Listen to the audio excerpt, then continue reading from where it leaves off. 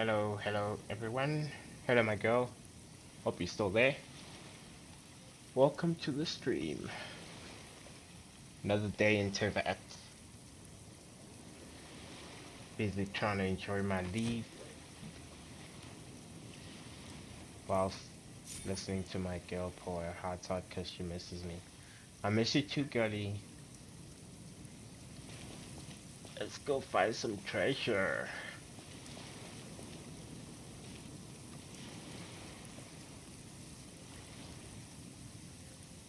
Let's see what we got.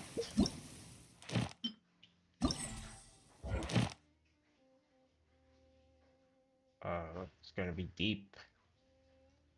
It's gonna be deep. Lost your plane. My time with the Sphinx taught me that.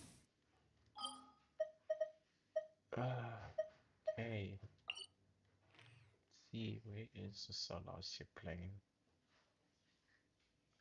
Hmm.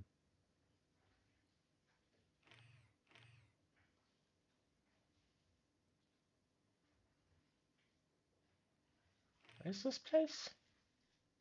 My God.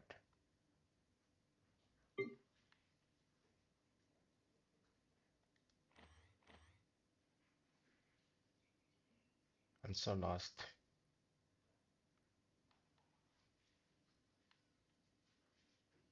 Oh, there we go. So, I reckon we spawn here.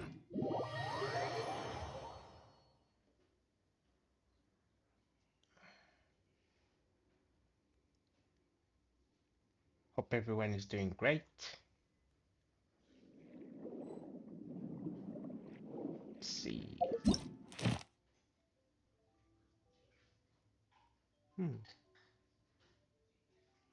Okay.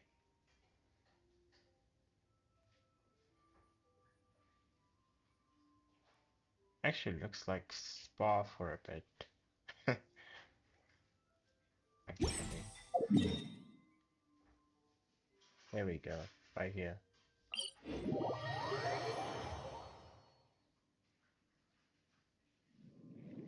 Yes, sir. Yes, sir.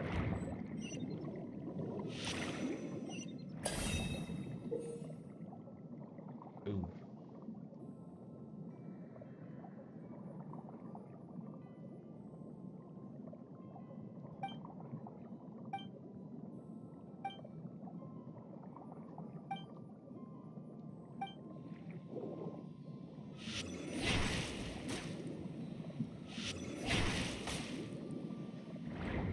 I did not read the damn thing.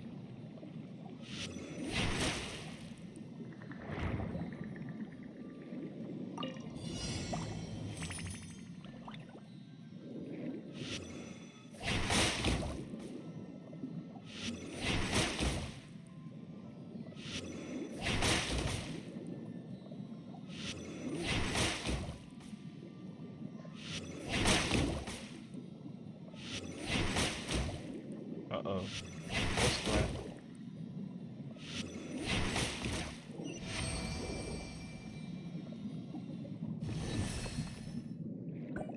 Who got next?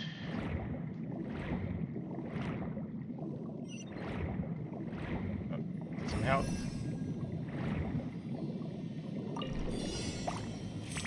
Alright, I knew they were gonna make it a bit trickier. Oopsie. Oi.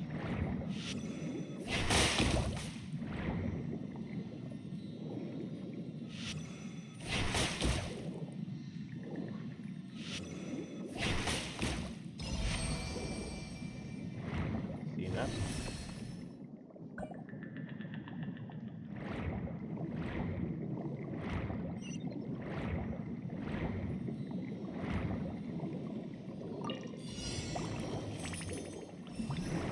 Okay.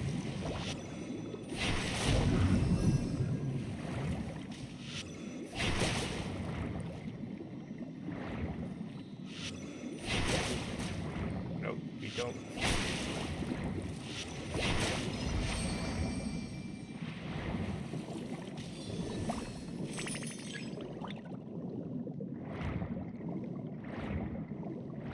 dig.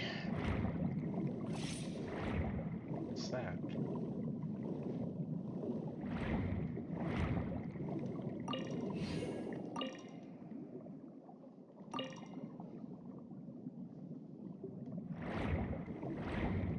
I need one of these.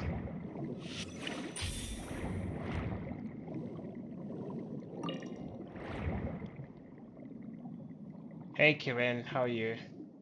Ooh, restaurant. How are you doing today? Welcome to the stream.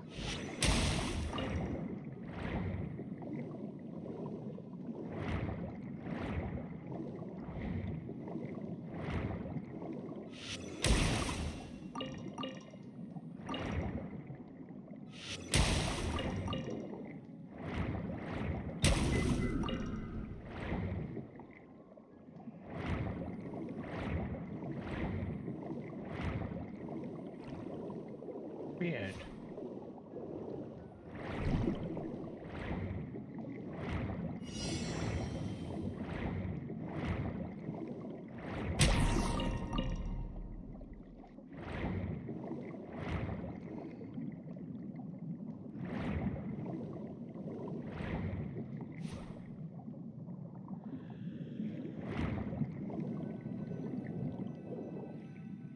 Hey, Happy New Year to you too. My New Year's going okay. I'm on leave. Can't complain.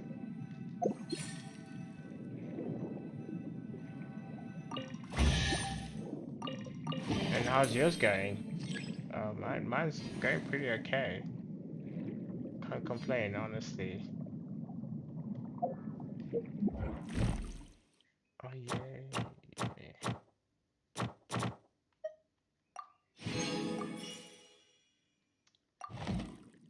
Definitely get to choose not to do.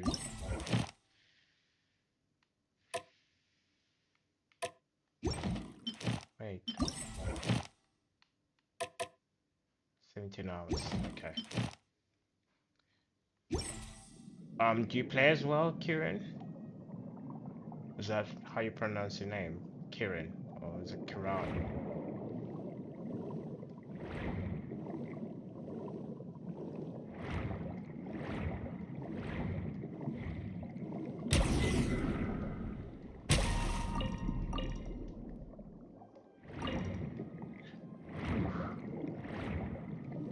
Now that we're done with the digging, let's go.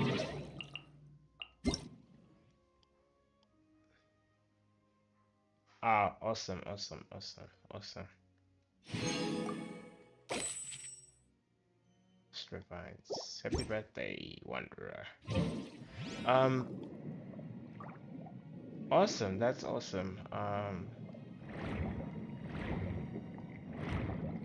How are you finding the new version and what characters you got or who's your favorite character? I actually don't know at the moment who's my favorite character anymore. There's like insane characters. I just kind of like just collect characters and give them a go.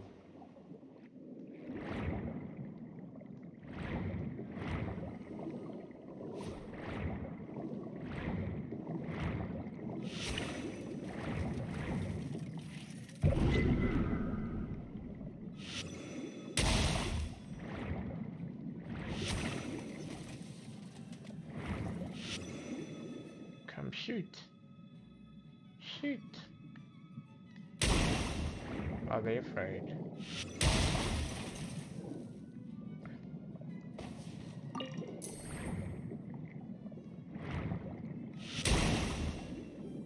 Why are they not fighting back? That's so weird.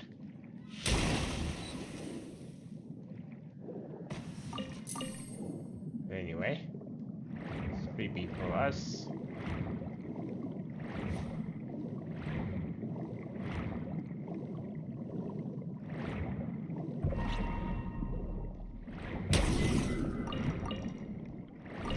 Yeah, I just like collecting and basically doing bad resource management. So I don't, yeah, I don't know who my favorite is anymore. But I like Nahida and I'll hate them, Raiden. Yeah, Cookie as well, actually. I also like Cookie.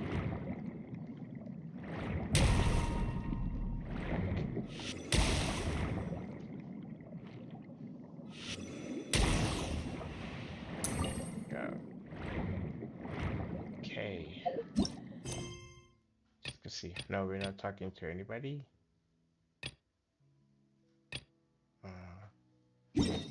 Man, all these.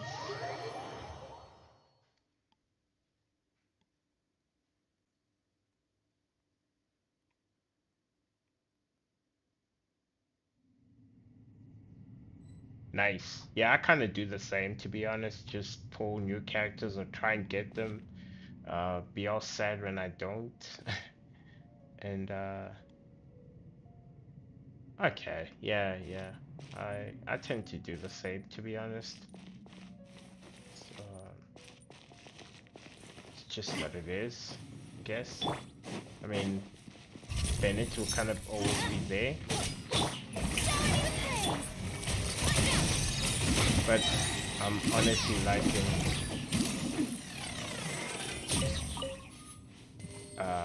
this character right here because he is just, yeah, she's just super, I guess super easy, but I haven't been lucky with artifacts, to be honest. So been a mixed bag, but like with full stacks I can at least get, where am I supposed to go? Where am I supposed to go?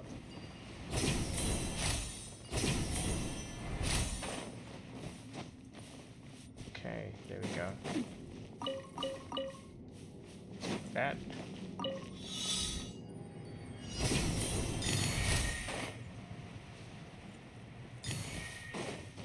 It's a pity there isn't really that many fighting commissions today. Suppose I can do this one.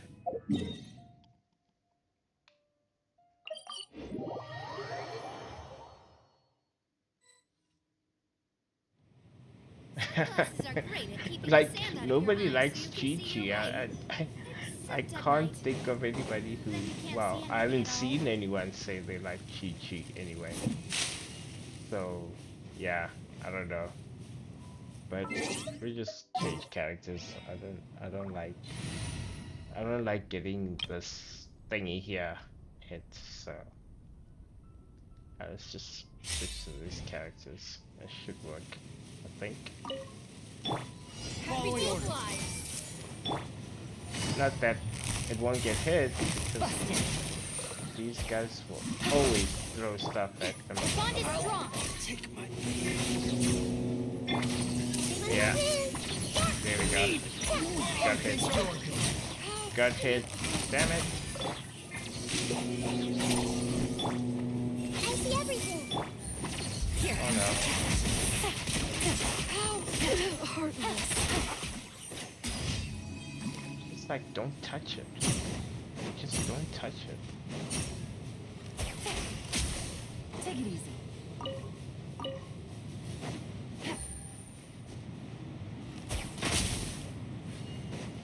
I think that's complete. I think so.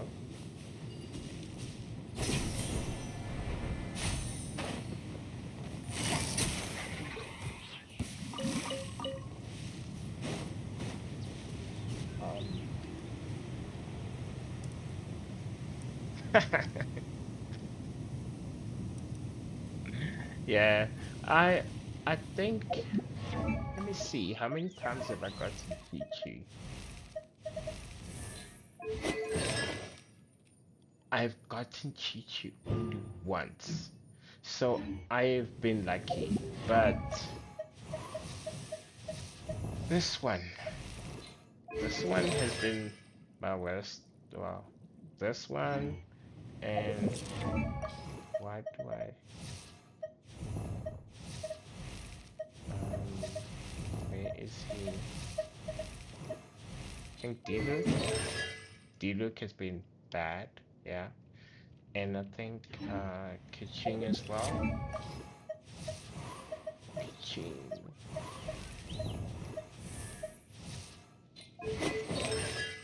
Kaching. So D-Luke has been my worst. I still don't have Ternari. I've got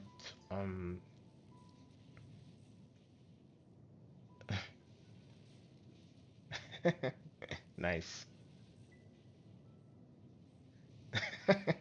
I'm sad. I'm so sorry to hear that. What else? I got this new lady. This one.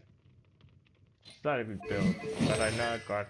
Okay, I got one pool of hers. So yeah, it's been D-Luke. D-Luke has been my bad one.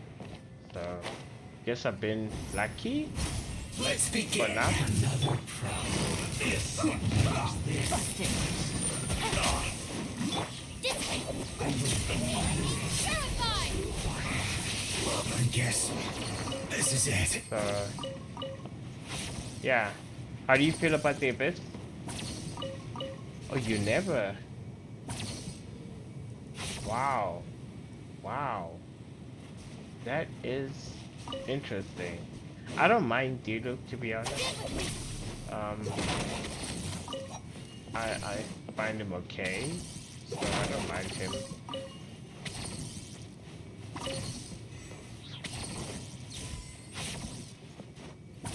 But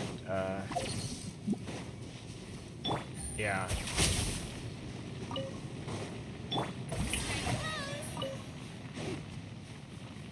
I don't know. So, but I wish I got Tenori. I would love to get Tenori. Don't know why, but I would love to. See, Battle Pass. Okay, we still got a bit to go. Oh, easy. These two are easy. Do that. I've got a sad space in my teapot. So probably you don't even bother about the abyss, cause yeah, you just think you play casually. This realm is I I like clearing the abyss. I just cleared it now. Wasn't the best run, but it was okay. Hmm. I wonder if I should get more of these. Got enough.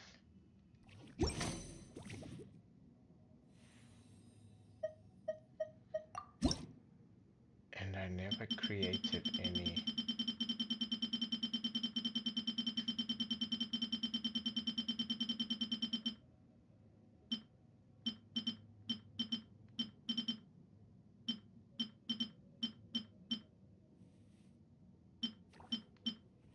Hmm.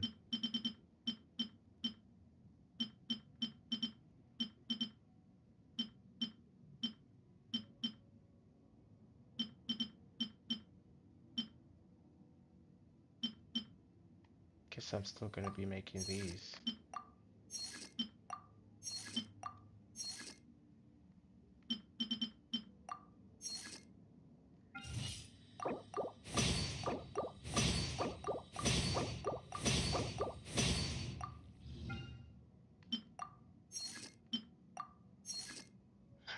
Oopsie.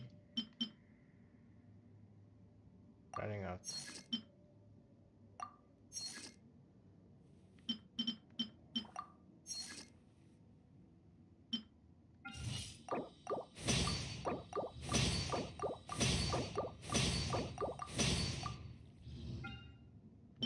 running out of this metal wood?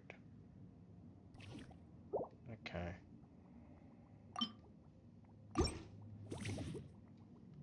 If you ever. Bye.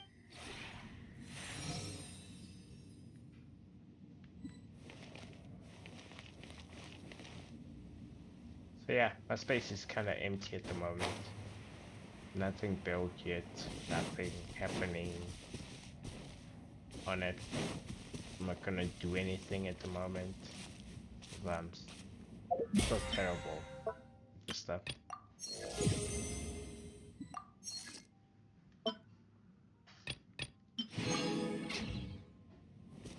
But yeah, let's see.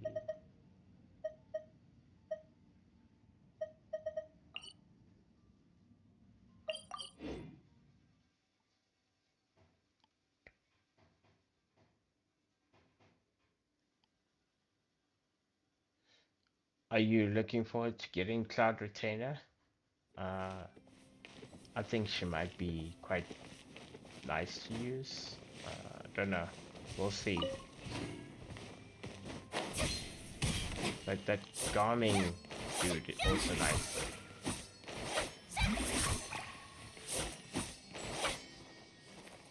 Oh, okay. Well, all the best. And thanks for stopping by. Really appreciate it. Hope to see you again soon, Kieran. Cheers.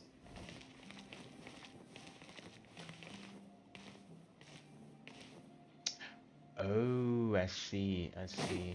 Do you know when that's gonna come through?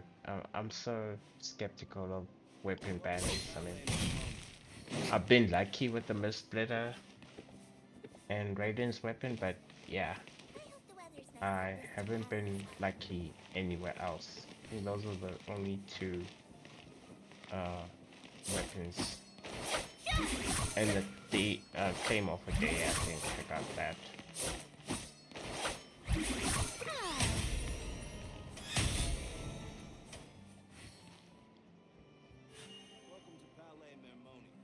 Ooh, yeah, that she does look kind of feisty. Wouldn't mind. Wouldn't mind, but hey, it's an obsession, so we'll try. By the way, my controls are clunky because I play on a controller. Can't use a keyboard and mouse because of my setup. So, yeah. Let's see, what else? What I got? Okay, these.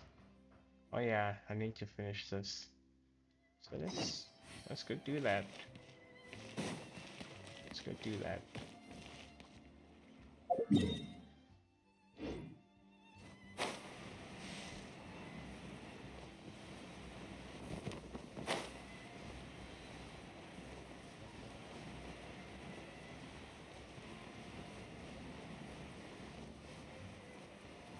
Awesome. I wish you all the best and hope you get them. It would be very nice if you can get them. Yeah, I wish you get them.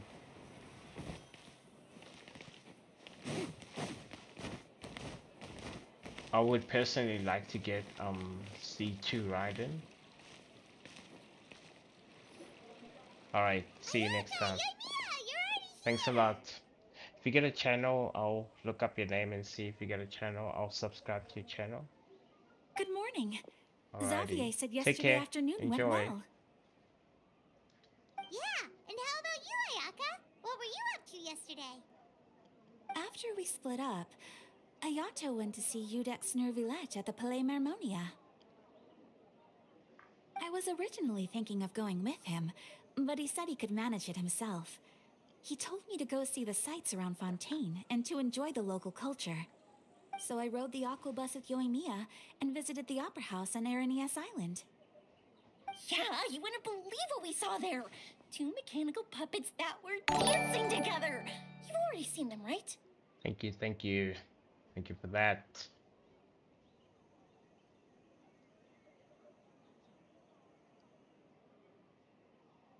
Thanks for the sub, Kieran. Yeah, those. We sat and watched for Oh, it was the same for us the first time we saw them, too. Afterwards, we went swimming at the beach. I held Ayaka's hand and we counted down together. 3, 2, 1, and then splash! We were beneath the waves. Make a movie. Spike's making a movie. At first, I didn't dare to open my mouth. But once I couldn't hold my breath any longer, I decided to take a big breath in. Turns out the water wasn't as salty as I imagined. It didn't really taste like anything at all. Before I knew it, I was breathing like normal down there. It was an amazing feeling. Ayaka said I was too nervous and needed to loosen my grip. She got used to everything way faster than I did. I knew that the Traveler could do it, so I had no doubt we could do it too. That helped me feel at ease as soon as we dove in. The underwater world in Fontaine truly is beautiful. I love seeing the romaritime flowers blossoming underwater, like little candles lighting up the streets at night. Yeah, and there were so many creatures that we've never seen in Inazuma. Like those fish that shimmer like a sword blade. Whoosh! Oh, and those big fish that call when they see people. Oh, you mean Hunter's Rays and Blubber Beasts. I just love the name Blubber Beast. Just wait till Pops and the others hear about this. They probably won't believe a word I say.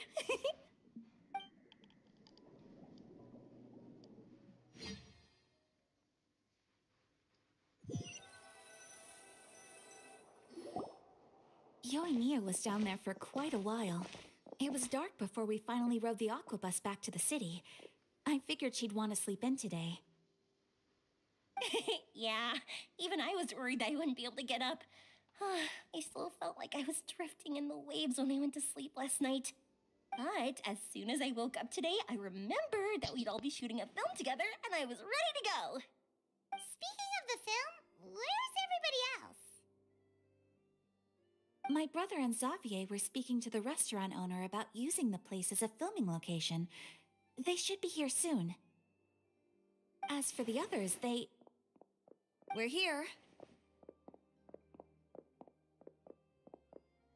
Please excuse my tardiness. I just finished the Special Patrol's 6-mile morning jog. Wait, 6 miles? I'm so tired.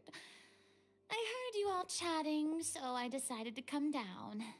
I sure could use some of that endless energy everyone else has. Good morning, everyone. Morning. Can someone fetch me a cup of coffee? More milk, hold the sugar. Sure, I'd be happy to do that for you. No, you can't go anywhere. Please, have a seat over here so I can get started on your makeup. The last thing I want is coffee stains on my costumes. I can get the coffee. It's the perfect job for an assistant.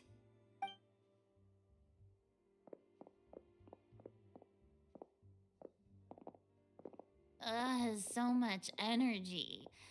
Seriously, what's her secret? Oh, Yoimiya's always like that. But you sure look exhausted, Farina.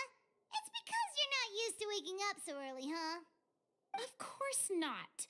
I spent the whole night reading the novel from cover to cover, marking sections that either need to be omitted or adapted. Wow, Paimon didn't expect you to be so thorough. Well, I was the biggest star in all of Fontaine after all. It takes more than just a pretty face to earn a reputation like that. I know how to get serious when the situation calls for it. I went all out when I was acting as an Archon, so why wouldn't I do the same for my own life? Here's your coffee, Director Farina.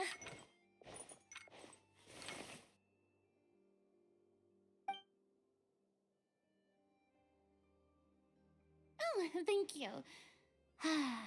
The sound of being called director and the aroma of coffee feels almost as refreshing as hearing the birds chirping in the morning. Oh, it seems everyone has managed to arrive on time. We've reached an agreement with the restaurant owner. We are free to use the second floor to shoot our film. Really? That's great! He is really looking forward to our film and hopes that providing his restaurant as a filming location will attract more customers. Well then, Mr. Xavier, I'll leave the rest to you. Okay, thanks. First, I'd like to introduce our new members. This is our prop manager, Veronique. She'll be in charge of all the film's props and items. And this is Bonneau, our lighting technician. He'll be in charge of lighting and illumination to set up each scene's atmosphere. Wow. Sure feels like we have some real professionals joining the crew now. First of all, please allow me to first express my sincerest gratitude to everyone in the crew. When my investor informed me yesterday that he wouldn't be able to provide the funds, I really thought that this was the nail in the coffin for this film. I had no idea that I'd find so many people willing to help me on such short notice. Thank you. Thank you all from the bottom of my heart. No need to be so cordial, Mr. Xavier. We're all honored to be a part of this. Your works made a profound impression on me when I saw them back in Inazuma. I am sure that someday, this film will be remembered as a prime example of cultural exchange between Fontaine and Inazuma. Yes, the story is the reason I agreed to join. I can't bear to even imagine what this film would look like without the very best director. Anyway, I would like to make a promise to everyone that as the producer of this film, I'll do whatever I can to ensure that everything goes as smoothly as possible. This is not just my film. It also embodies the thoughts and feelings of every person here, as well as the endless effort we are about to pour into it. So, without further ado, the Two Musketeers will officially begin filming now! Let's go. Let's make a film. You Let's may see how take it that from goes. here, Director Farina. All right, listen up, everyone.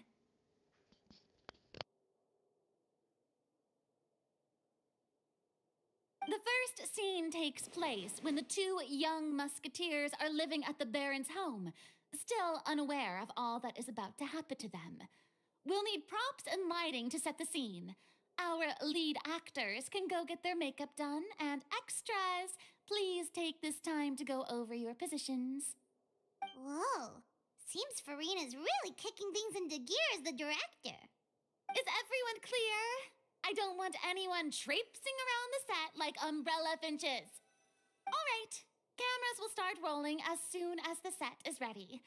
Let's make a film that'll make some serious waves in Fontaine. Not the kind of waves that drown people. I mean, the good kind of waves. Seems like she's still a bit traumatized by that. Anyway, let's go see if there's anything we can do to help.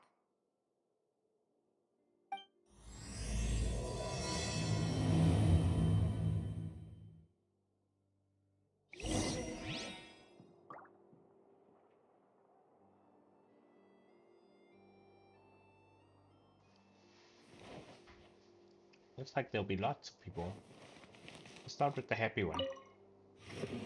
How about here? A little more to the left. You got it. Hey, Yoimiya, do you need a hand? No, I'm fine. You know, doing the lighting is kind of like designing a fireworks show. It's interesting to imagine what kind of atmosphere the lights will create.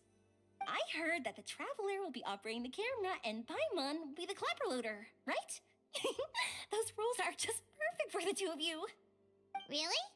Is that because it'll be easy for Paimon to hold the clapperboard while flying? Well, sure, there's that, but that's not exactly what I meant. I just think that after all your journeys together, you two must have developed a super close bond and just naturally know how to work with each other. If I'm not mistaken, the director will want the cameras rolling as soon as the clapperboard goes clack.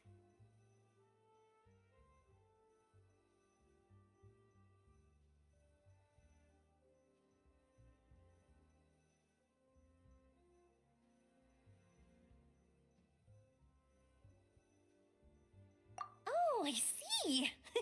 It's amazing to see the magic behind filmmaking. Yoimiya, we need lights over there too. gotta get back to work. Chat with you later. Oh, it's exciting to see so many people working together to bring the film to life.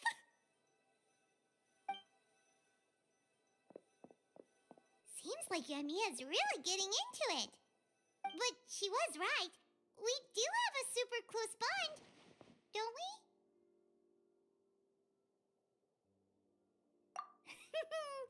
Paimon's really happy to hear that.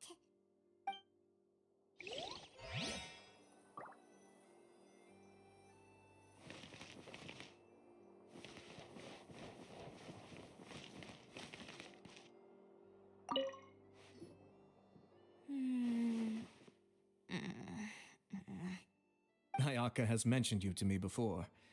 She said that you two were great friends when you were kids. No talking. I'm thinking about how to do your eyeshadow. Ah, yes. To help me really look the part. To achieve a more young and naive look for this scene. Are you saying the wrinkles around my eyes are too deep? You just have too much of a calculating look in your eyes. You sure don't mince your words. It seems you really haven't changed much. Quiet.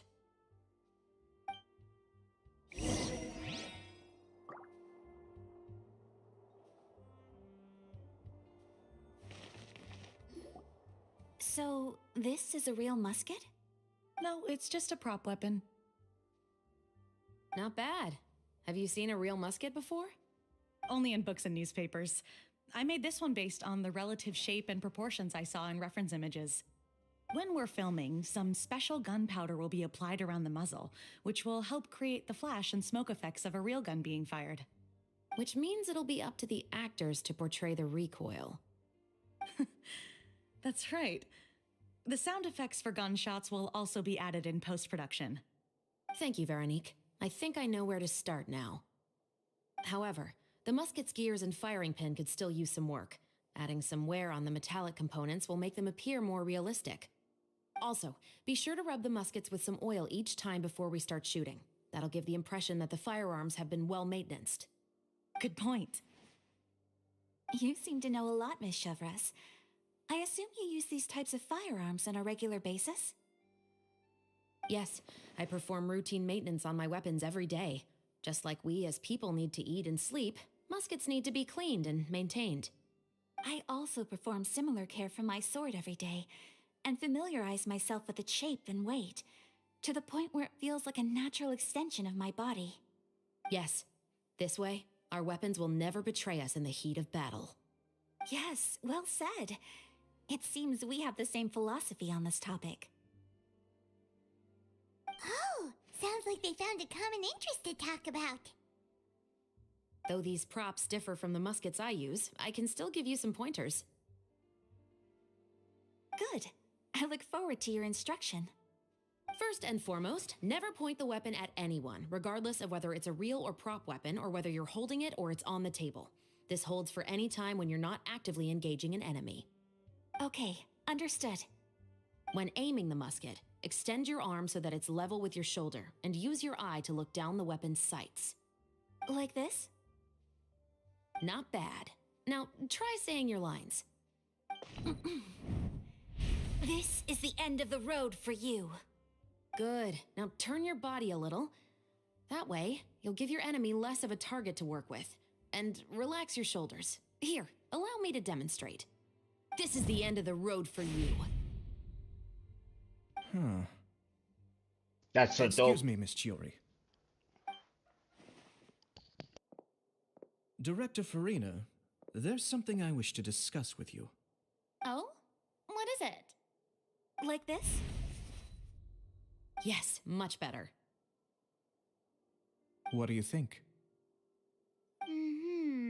I do see your point. But are you sure you wish to do this? I believe it would be most fitting. Well, if you insist. All right, I understand. Miss Ayaka, Miss Chevres, could the two of you please come over here? Huh? What's going on? Are we gonna start filming now? Let's go see. What is it? you, Miss Chevres? Would you be willing to play the role of a musketeer? What? To clarify, I would like to turn over my role to Miss Chevres. But, brother... Don't worry, Ayaka. I actually view this as a good thing. I was becoming troubled trying to set aside some time to speak to the staff at the Palais Mermonia. I would like to have some conversations about the cultural exchange between our two countries, and I've heard that the bureaucratic process here can get rather complicated. Now I will be able to focus on my work. Besides, you also know that I'm not really one for public performances. Are you really sure? From a director's point of view, I also felt like the relationship between the two musketeers in the original story could be improved. The older brother in the story plays the lead role with his overbearing character, but this causes his character to overshadow that of his sister, and the theme of the two supporting and relying on each other isn't conveyed very well. But if we were to change the siblings to two sisters of a similar age, then that aspect of the story might come through more clearly. Also, I've seen you instructing Ayaka. That cold and dignified personality is exactly what we need for the older musketeer. Of course, even with all these insights, the decision should still be made by Miss Chevres. Chevres mentioned that she really likes the story, right? Paimon bets that she'll take the role.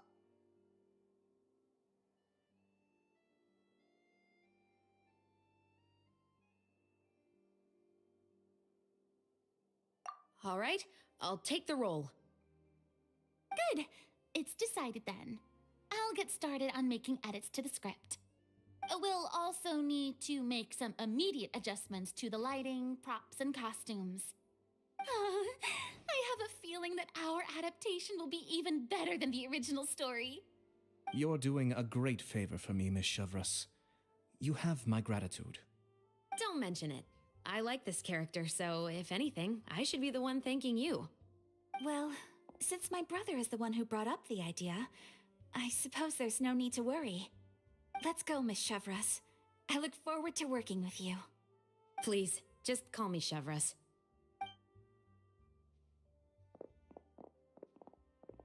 Seems like you're really going out of your way to solve the problem I was having with your makeup. Surely you jest, Chiori. I assure you that I was mostly motivated by a desire to spend more time on formal business. Oh, come on. You really think I'd buy that? According to what I've heard from Ayaka, her brother is someone who can juggle 10 different matters at the same time. I'm sure you have other reasons for backing out. Perhaps. Ayaka always said she wanted to go out and see more of the world, just like the Traveler. But I feel that she needs not only to see other nations, but also to make some different kinds of friends. I think it would be harder for her to make new connections with me constantly by her side. I would like to give her some space. All right, go on. Spoil her some more. Ayato, it's too bad you're stepping down from the role. Paimon really wanted to see you act as a musketeer. This man just didn't want any makeup on his face. Let's admit it. He likes his wrinkles.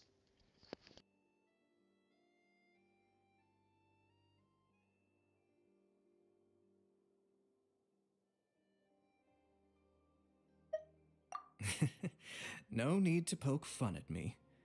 I'd wager that you also felt that I wasn't the best candidate for the role. It's a little hard for Paimon to imagine you saying those lines. Yes, I've made an appointment to meet some people from the Palais Mermonia. Now, I will have some more time to prepare. Traveler, get the camera ready. Paimon, get the clapperboard. Actors, to your positions. We're about to start shooting the first scene. Go on now. And please take good care of Ayaka. Yep, don't worry.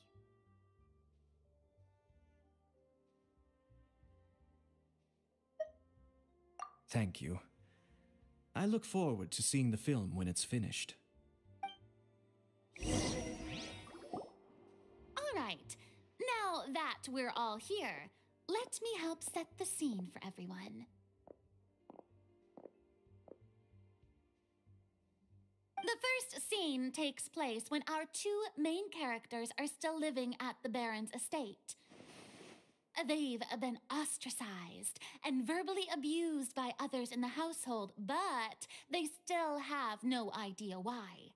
We want to capture how naive and innocent they are despite their pain. Chevres will be playing the role of the older sister, Tulip, and Ayaka will be the younger sister, Iris. Be sure to get close-ups of the main characters at the right moment. Silence on the set! Lights, camera, action! Let's go! Cut. Tulip, Mother's been out for quite a while now. Perhaps she went to pick some flowers on the way home. You know how she loves flowers. Iris, Tulip, I'm home. Mother, you were out for so long, we were beginning to worry about you. I'm sorry, but I'm back now, safe and sound. Here, I brought your favorite treat, apple turnovers. Mother, what are those bruises on your hand? Huh? What bruises? Oh, I must have bumped into something while I was working yesterday. But I didn't notice them this morning. Then perhaps they're from when I accidentally tripped when I was out just now. By the way, did you have fun playing at home? What's the matter, Iris? Well, we've realized that no one really wants to play with us. They even took Iris's doll and spat at us. And they even called us names. They said we were... Shh. It's all right. Don't worry. It doesn't matter what anyone says. Don't listen to them. No one can define you with such words. You both have wonderful lives ahead of you. Just like your names. You will both blossom like beautiful flowers. Maybe your time to blossom hasn't quite come yet, but one day, you two will bloom more beautifully than anything else. Don't let the soil you're in now ruin your future beauty. Understand? My dear daughters. And cut! Oh, that's touching. Not bad. The actors' emotions were all on point. Let's keep that take. Also, if our clapper loader could avoid shouting at the start of the scene next time. Oh, got it. Wow. Great. I was a little worried that my nerves would get the better of me. What about you, Chevres? I felt fine. The lines weren't too difficult at all. Seems like Farina must have adapted the role nicely.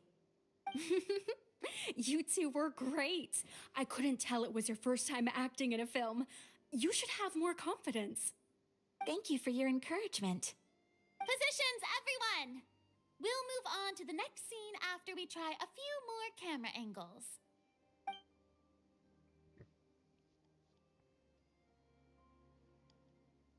This scene is when our two characters return home, only to discover their mother has been murdered. Oh, wow. Ready? Lights! Camera! Action! Cut. Mother, we're back. Mother?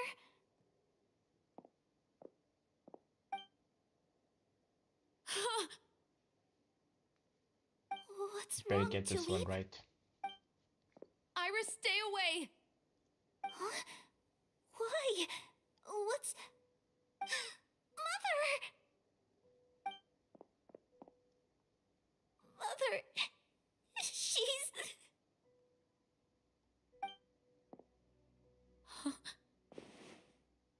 There's poison in this cup. Huh? I could have sworn I've seen this kind of cup before. Those aristocrats. They didn't even try to cover up their actions.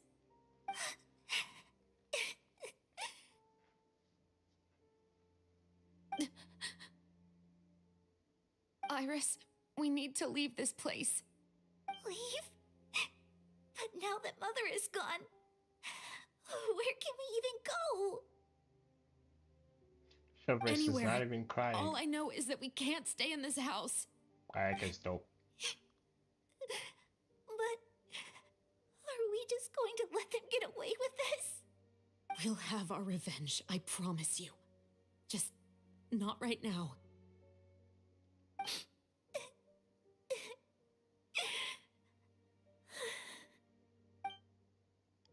Come on, let's go.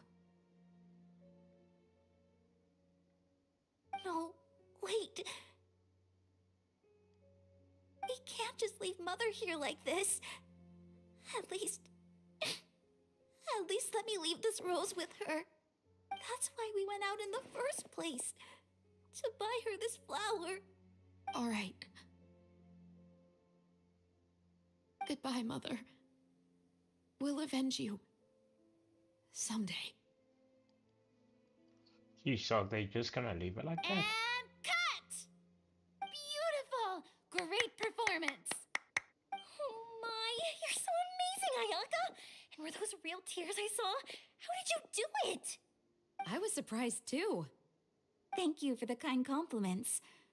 Actually, as soon as Director Farina said action, I told myself not to think about anything. I just felt the weight of the moment and became the character. It's quite similar to practicing the art of the sword. You clear your mind and focus only on what's happening in front of you. Ayaka's performance was amazing. This is how Have she I burst through discovered an acting prodigy? enemies. Pipe down, everyone! We need to move on to the next scene! Focused.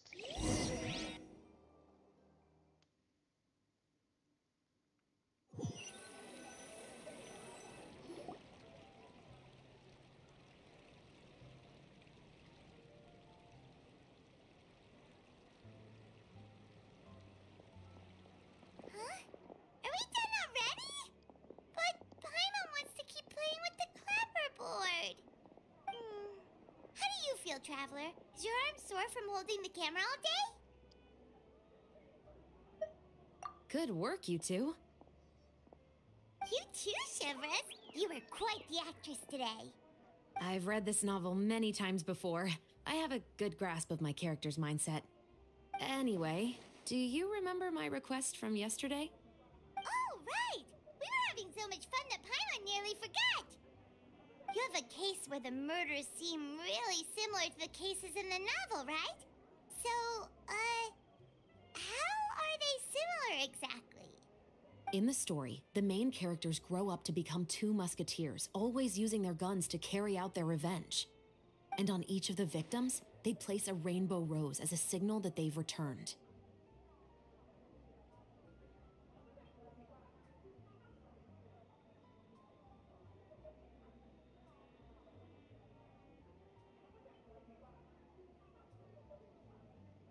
Yes, that's correct. We found rainbow roses just like in the novel. Seems like you're connecting the dots now. Oh, that does sound pretty concerning. Especially after seeing the script today. Oh, now Paimon can't stop wondering what kind of ulterior motive the murderer might have. What do you think, Traveler? You're smart. Paimon wants to hear your thoughts.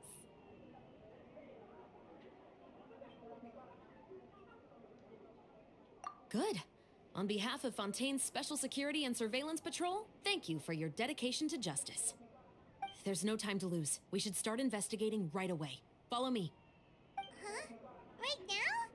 But we just got done filming all day. Paimon's so tired. The most valuable intel always comes after nightfall.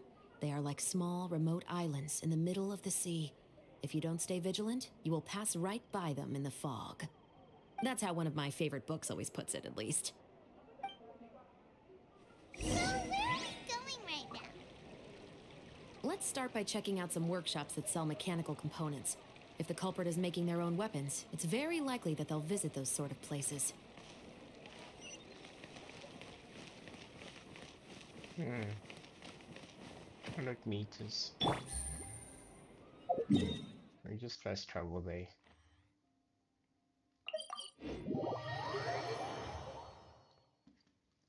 I feel like running on the streets. Oops.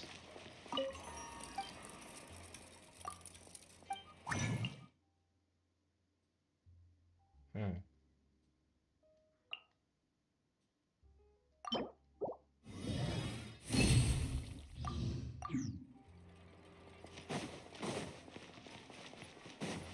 Ad Astra. Might as well now that you're here.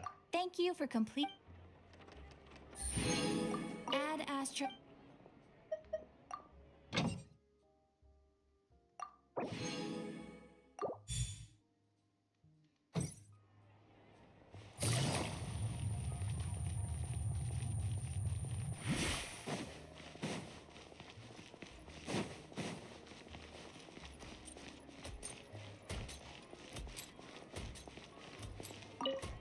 Just walk past them. Welcome to LeChaux's Clockwork Workshop. How can I help you? Hello. I'd like to know if anyone has purchased some special components lately. Special components? Sorry, could you be more specific? I mean the kind of components that aren't typically used for clockwork toys, but for firearms. Huh? For firearms? No, we don't sell those sort of things here. Don't misunderstand. I'm not here to cause any trouble. We are merely investigating a case, and we're hoping that you could cooperate. Well, to be completely honest, I'm not even sure what kind of components that would entail. Has anyone ever purchased components here as an individual rather than on behalf of an organization? We have a lot of customers who buy toys, but those who buy components are all regular customers who buy in bulk on behalf of their organization. Is that so? I understand. Thank you for your cooperation. You're welcome. It's the least I can do.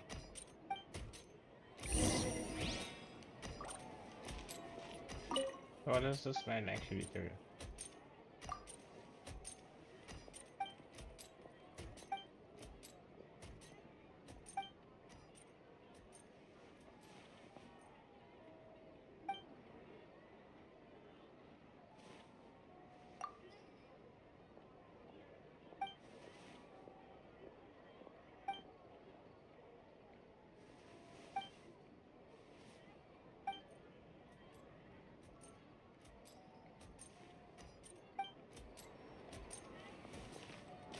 Okay.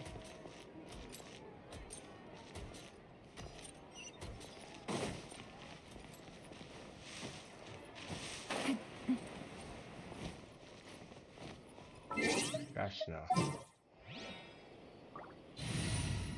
I need something to move. Okay.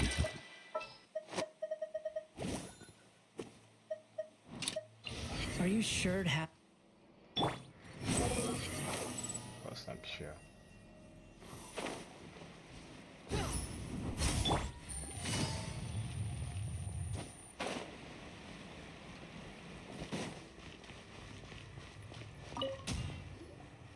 Oh, hey, Chevris. Run out of oil for your musket again? Hello, Estelle. I want to know if anyone has come to your shop recently to order some firearm components. Oh, is this another case? Let me think. I don't think so. Some people have requested that I make some prop guns for the Fontanalia Film Festival, but I refused all of those requests. Oh? Why's that?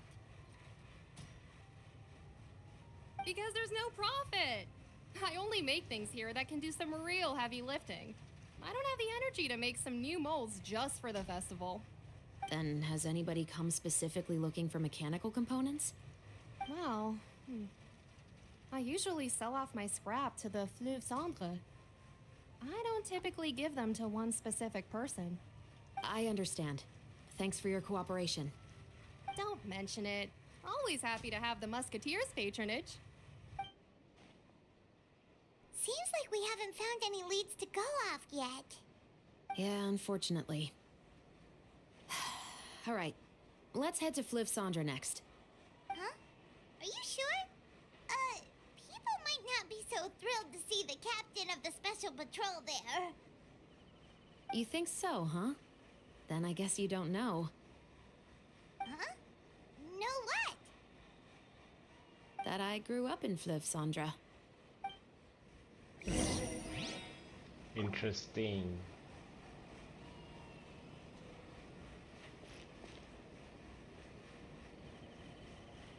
Okay, let me check something.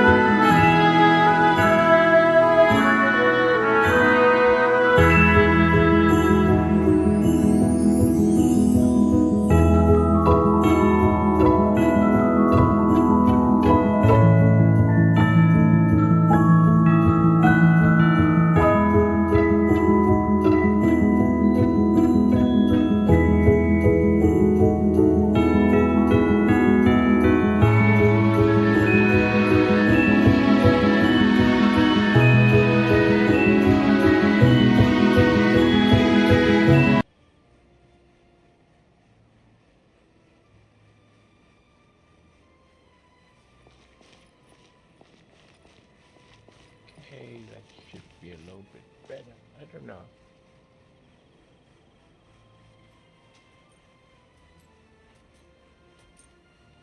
Better now. It's not.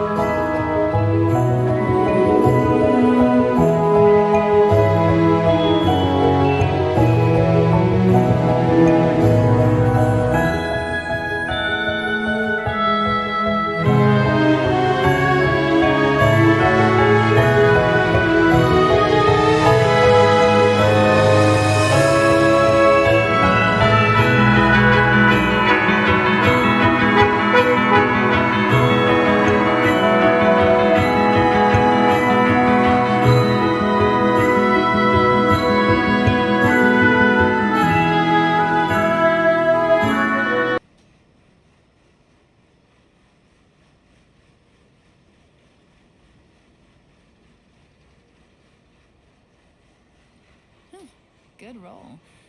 All right, maybe I'll take one more day off and knock out the rest of the work once I'm feeling up to it.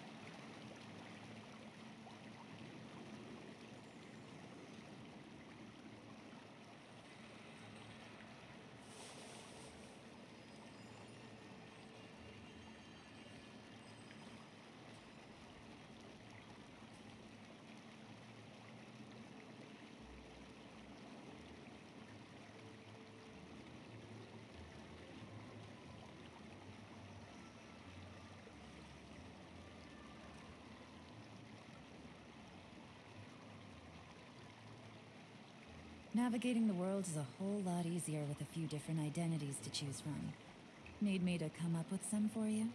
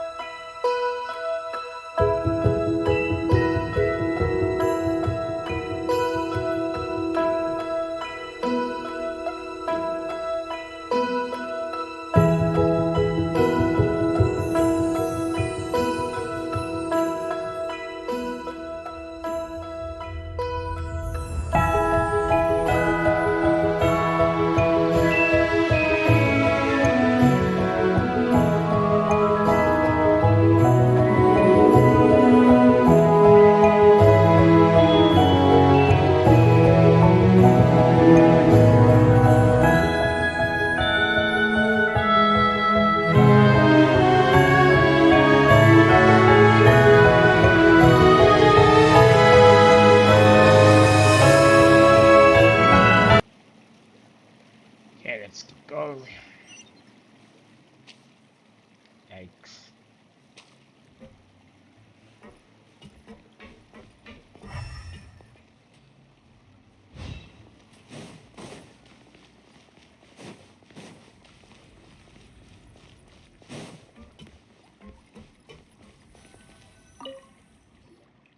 What's all this? Some broken planks and barrels, as well as some liquor bottles? Yes, but have a closer look, Paimon. Hmm? Even though somebody has purposefully tried to clean them up, these are obviously marks from musket bullets. In other words, someone was here trying to improve their shot. They were using the barrels and bottles for target practice. Could it have been the killer? Your guess is as good as mine. Although many people at Fleuve Cendra own guns, few hide the fact from others. And even fewer would go to such lengths to hide markings from practice shots. Anyway, let's go. There might be more to this.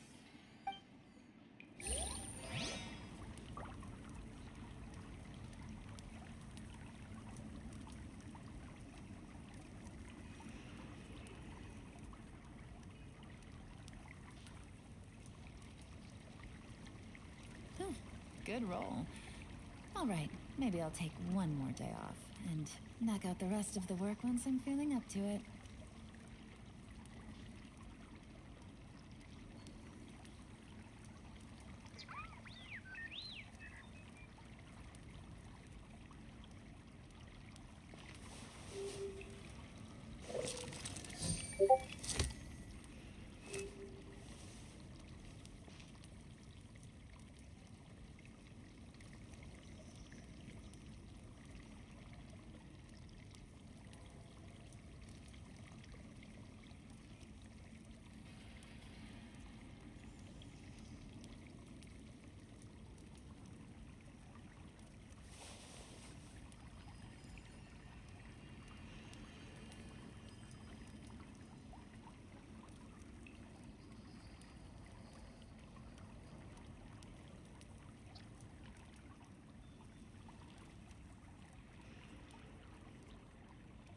I got a new letter from an informant. Looks like the situation has changed again. Take it easy. Oopsie. Get out. Get out. Take it easy.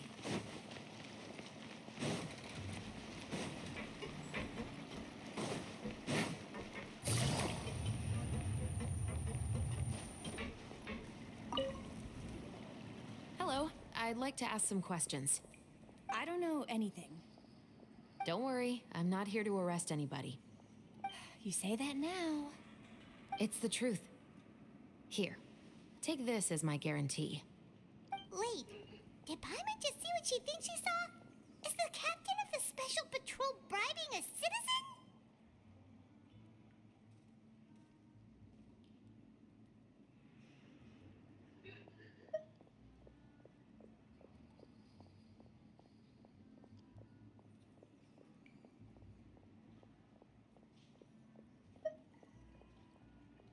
Seems you're different from the other guards.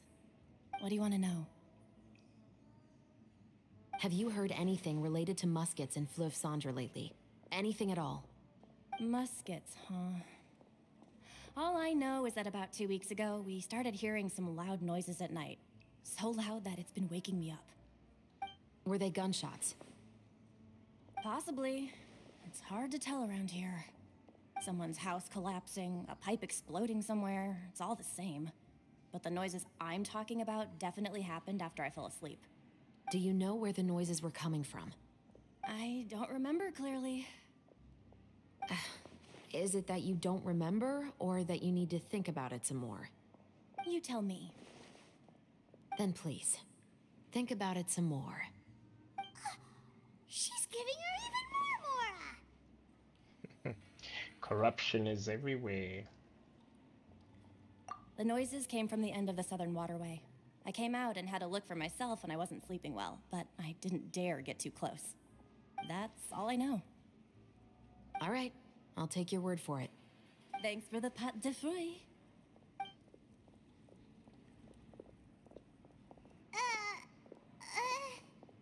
No I'm need to also be confused. surprised. I grew up here, remember? I know how to get people around here to talk. Seems you catch on pretty quick. Now then, let's keep going.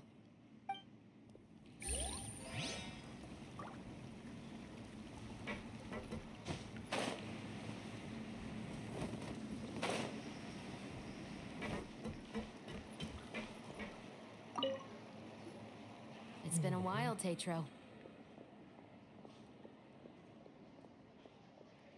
Please, just get on with your request. I want to know if you've heard anybody talking about muskets lately. Information isn't free, you know. I've heard he that gets bandits right have been to the extremely point. active in the countryside recently, and they've been affecting the delivery of goods to Poisson. I can allocate some more manpower to help out with that problem. What do you say? You're still as helpful as ever. One of our men got drunk at dinner about a month ago and lost his gun. 3 days later, it turned up in the corner here. What's weird about that? He just forgot where he put it, right? This is Fleuve Cendre, my friend. I say this Anything guy of value left in the tavern won't ever with make a it to the slight next day. change to his face would look But so that gun go turned high. out to be an exception. That hairstyle. Didn't get any new wear and tear on it, and didn't even appear to have been fired. We were quite mystified as to what could have happened. I suspect it came back because the weapon was already known to the guards. You mean, a criminal was afraid the Marechaussee Phantom would use the shot marks to track them down? Maybe. But if that's the case, the culprit really took great care to avoid getting caught. I didn't say anything about a criminal. In Fleuve Cendre, knowing who was killed is as easy as knowing what clothes you're wearing today. It's the guy living in the east side, isn't it? I've never liked him. Every time he's here, he just orders a drink and sits there with a nasty look in his eyes. So, who was the one who lost the gun in the first place?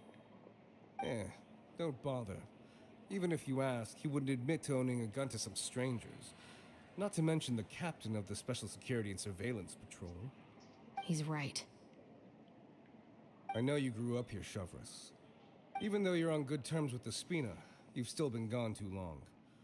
Not many people know you here now, and a lot of people don't like the Special Patrol. I know. So take my advice and don't show your face too much around here. It's for your own safety. I'll come and go as I please, and I'm afraid I'll be appearing more often due to my work. All right. Don't say I didn't warn you. Threads are tight. Seems like that's all we'll be able to uncover for today. Paimon feels like we managed to learn a lot more here than up on the surface. Yes. Assuming that everything we found is indeed connected to our suspect, then their timeline was probably something like this. A month ago, our suspect found a gun and took it home to disassemble it. Once he'd figured out its mechanics, he brought it back. In the following weeks, he used some parts to create his own makeshift musket and took it to the Fleuve Cendre for target practice. Then, a few days ago, he found his target and carried out the murder. Once the deed was done, He left a rainbow rose on the body, just like the scene in the novel. That all makes sense to Paimon, but we're still no closer to figuring out the killer's identity. The deceased was a resident of Fleuve Cendra. It's said that he was a poor, solitary man. Yeah, that's also something I'm trying to figure out. If we are indeed following the novel, and there's a story behind the murder, then this murder should be an act of vengeance. But according to our investigation, the deceased didn't have any enemies. He was no saint, but no one's heard of a rival who hated him enough to shoot him dead, much less care to leave a rose on his body. What message is the killer trying to convey, and to whom exactly? We've thoroughly investigated that possibility. He claims to have spent the whole day at the Opera House on the day of the murder, and the staff there have confirmed his account. Okay, so he has an alibi. Not only that, he lacks a credible motive as well. He has a family of his own, and both of his parents are still alive. I've looked into his records. He was adopted at the age of 6, and all the proper procedures were followed. There are also records of him at an orphanage before then. In the story, the mother of the 2 musketeers was murdered after the children turned 10. Of course, he could have changed the children's ages, but I don't want to assume anything without evidence. More importantly, I've also had a chat with him in person. He didn't seem like the kind of person who would pull the trigger to kill a man. Then, what should we do now? We have all this new information, but it doesn't help us move forward. Investigations take time. I didn't expect us to catch the culprit in just a single day. How about this? Let's spend the next few days filming with the crew. We can continue the investigation once we're done with the film. I'm sure that given time, new leads will present themselves. Wait, but weren't you saying Intel is like small, remote islands in the middle of the sea just a moment ago? Wouldn't you just miss them if you were to stop looking? Ah, but the book had more than one reference to the islands, Paimon. Oh? What else did it say then? As long as you spend enough time sailing through the fog, you'll eventually come across an island.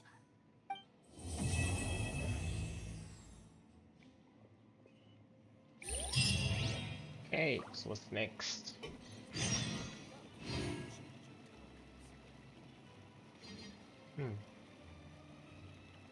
Time to plus more time.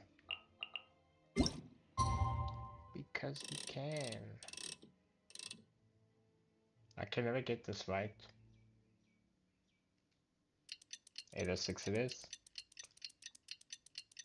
It's filming time again!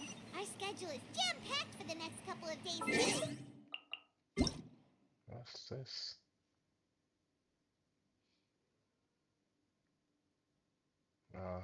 This is the month, okay.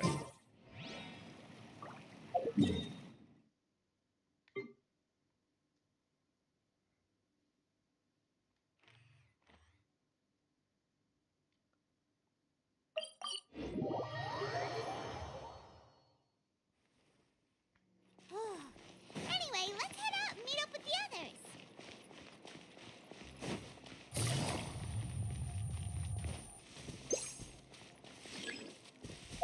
Right.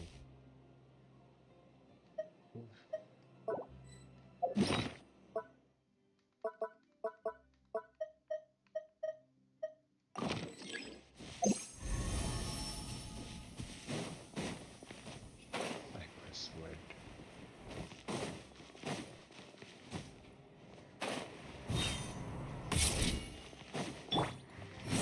Train.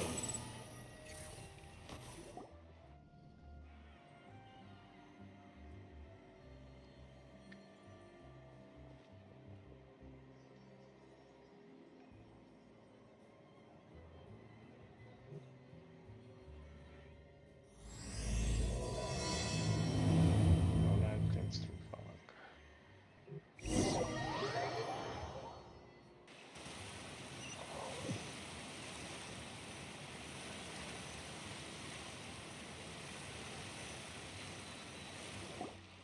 Good work, everyone.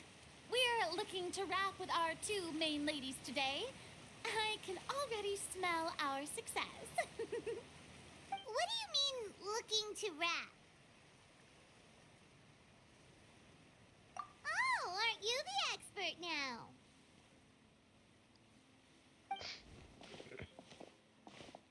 This upcoming scene is the two musketeers' final confrontation with the Baron. There will be quite a bit of action, but no choreography beyond what we've already rehearsed. Anyway, get ready. Lights, camera, action! The view is beautiful tonight. It reminds me of that fateful night 10 years ago. And now that I've said it, I can even make out the faint fragrance of herbal tea in the air. Enough, villain! It's time that you pay for the death of our mother! My dear Iris, have you forgotten your manners? How can you speak like this to your own father? I'd sooner swallow all of my teeth than call you father. What did I expect? Seems the daughters have turned out to be just as obstinate as their foolish mother. In this world, Mora and status is everything. She thought she could blackmail me using her children and force me to grant her recognition and concessions? Ah, how naive can a woman be? Mother never asked a single thing of you. All she wished was for us to live a peaceful life, just like the others. It was you who personally brewed the poison of prejudice and sent Mother to her death. Compared to that deadly poison, the 2 bullets that will soon pierce through your heart will be like sweet mercy. And that's exactly why I said you're just as naive as her. Did you really think 2 muskets would be enough to defeat me? So let's see. What is stronger, Mora and power, or the 2 muskets in your hands? Get them! Too easy! Oh, okay. There are too many of them! It'll Wow, be okay. you pretty We'll cover quick, each huh? other, Iris. And Mother will be watching over us too. What? I thought he's Scooby. Oh my god.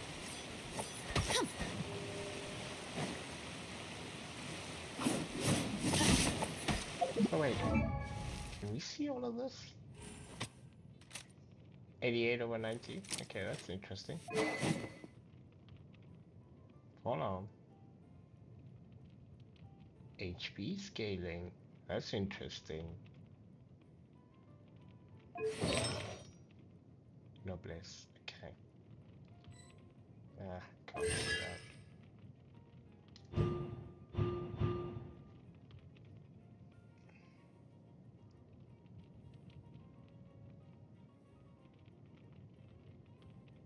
Okay.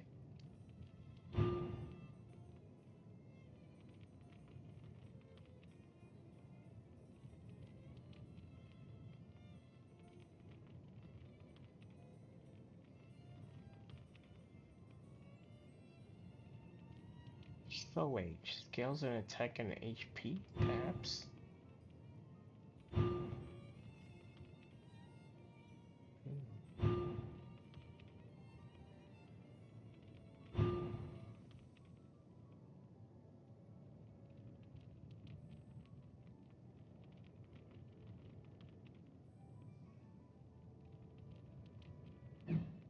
Interesting. Very interesting.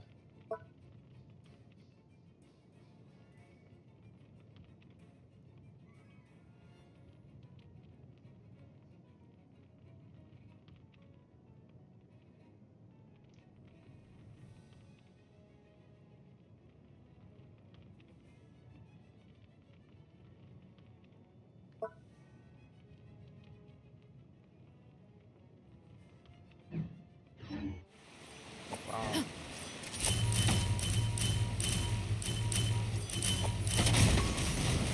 God damn it. God damn it. Okay. You asked for it.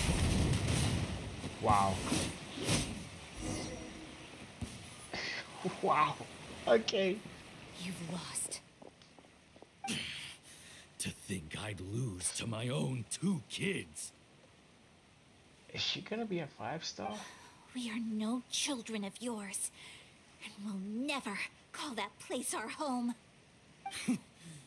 Then tell me, what did you do Possibly. all this for? You lost your mother, and will soon kill your father as well.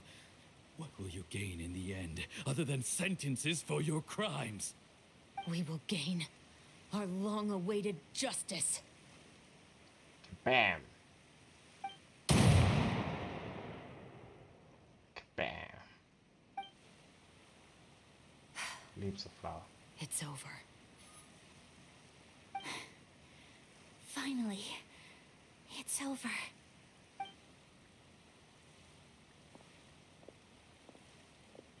Shoot.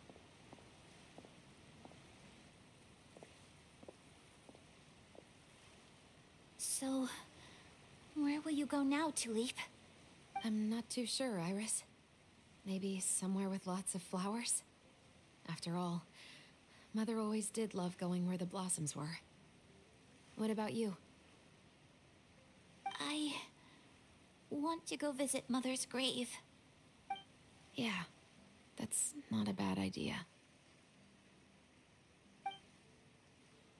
Huh? Tulip, look! What is it? It's Mother's favorite. The rainbow rose.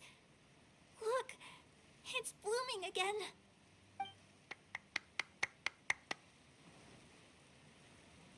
Excellent! That was beyond mesmerizing. Even I didn't expect She the didn't scene say to go cut. so well. And we got it in a single take. All right, everyone. We've got a wrap for Tulip and Iris. Congratulations, Ayaka and Chevrolet! Thank you. Yeah, that was sick. I didn't expect our parts to wrap so quickly. I wish I could savor the experience for just a bit longer. Paimon totally understands. Paimon's not ready to say goodbye to the clapperboard either. Filming has really been a lot of fun. You were great too, Chevrolet. The way you said, I wish I could play with "long-awaited Shivers justice." for longer. It gave Paimon chills. That is indeed my favorite line in the whole book. I still remember trying to act it out in my room the first few times I read it. Whoa, Paimon would have never guessed you're that type. Who doesn't like stories where the guilty are punished and justice prevails over evil? Don't forget, I'm the captain of the Special Security and Surveillance Patrol. Captain, I have something urgent to report. Please excuse me, everyone. I'll be back in just a moment. It's okay, don't worry about us.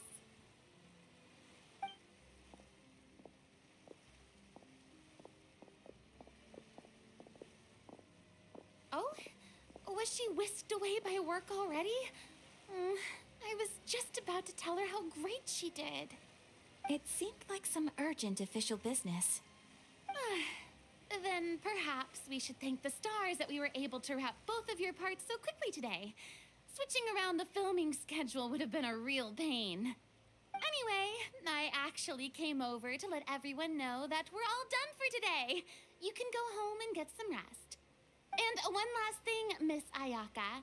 Your acting skills today were immaculate as always. Are you sure you won't consider taking up full-time acting? See, I just happen to know this great troupe that's still looking for a lead actress. Thank you for your kind words, Director Farina. Unfortunately, there are still many matters that I have to take care of back home at the Yashiro Commission. I cannot remain in Fontaine to pursue an acting career. Nevertheless, I will make sure to treasure this incredible opportunity in my heart. Oh, that's a shame. But I understand. Just let me know if you ever change your mind. I believe it's also about time for me to take my leave. But hopefully I'll see you on set over the next few days.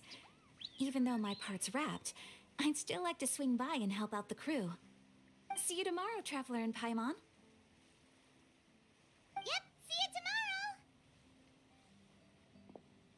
Well, what should we do next? Maybe we'll go investigate the case some more with Chevrolet today. Traveler, Paimon, please come with me. Huh? Where are we going? You could say that our ship has finally chanced upon one of those small, remote islands of intel.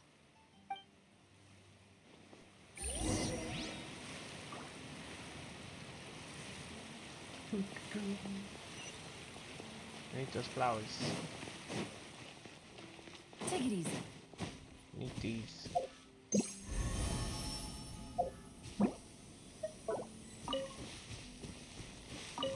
Okay, I can see something. There's some seeds. What? Okay.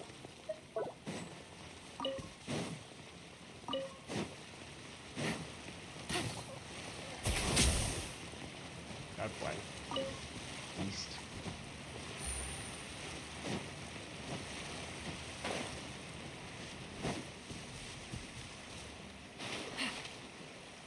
Damn it, they got rid of all the birds.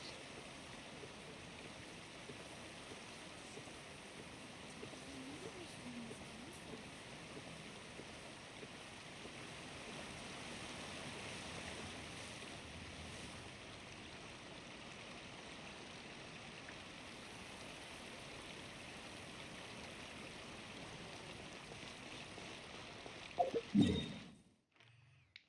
see, should we go?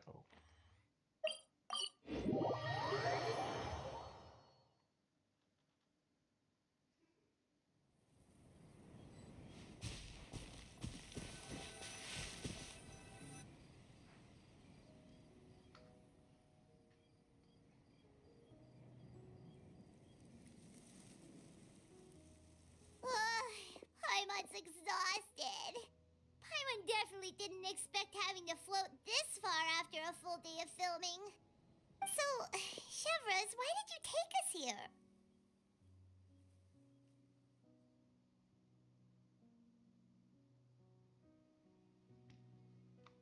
Affirmative. It wasn't anything conclusive, but it should show us a clear way forward. Have you ever heard of someone by the name of Emily? Oh, you mean that famous perfumer? She's a good friend of mine. She's lent me her aid several times in the past to resolve some difficult cases. After I discovered the rainbow rose at the scene of the murder, I sent it to her. After all, she's probably the foremost expert on flowers and scents in all of Fontaine. And then? There was nothing remarkable about the flower or the trace amounts of soil left on it. But according to Emily, the rainbow rose left by the killer was derived from a very rare cultivar. Huh. Paimon didn't know that there were different varieties of rainbow rose. Paimon just thought they grew everywhere in the wild. Flowers that are deliberately cultivated will always show some different features from those that bloom in the wild. We already knew that the rose left at the scene belonged to a special cultivar, but with Emily's expertise, we were able to pinpoint the place where it was first picked from. Oh, Paimon gets it now. So whoever first planted that rainbow rose was probably the killer. Precisely. And after we checked what we learned against some sales records from the past, we discovered that there's only one person in all of Fontaine who could grow and sell this specific cultivar. Really? And who is it? It's the novelist. But didn't you say he had an alibi? To be clear, I haven't changed my mind about him. I still don't think he was the one who pulled the trigger. However, that doesn't mean the true culprit never visited him at his home or never purchased a rainbow rose from his garden. Whatever the case, we will have to confirm a number of things with him. So you mean the next place we need to go is... Yes, we're going to pay him a visit at his home.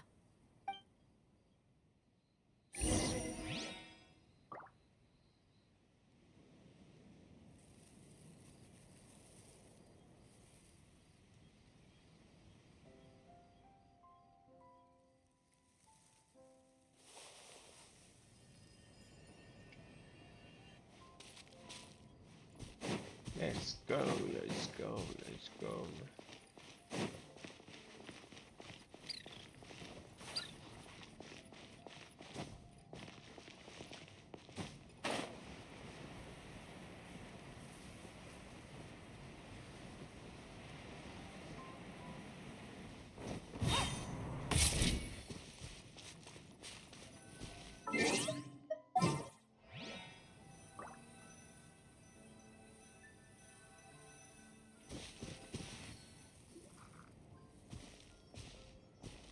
That should be his house.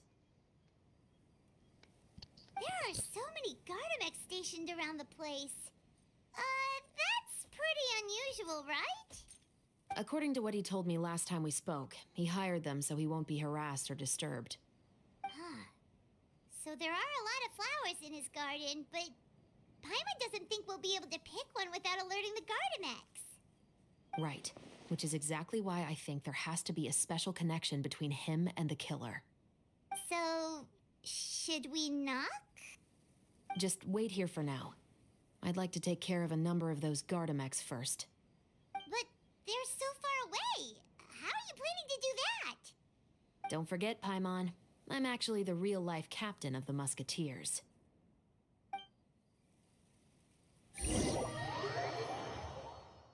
Oh yeah, we got to shoot him.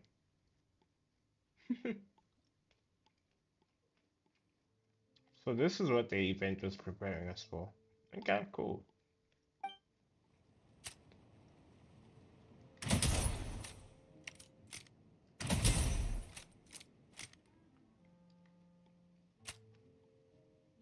Still walking to danger. Headshot for you.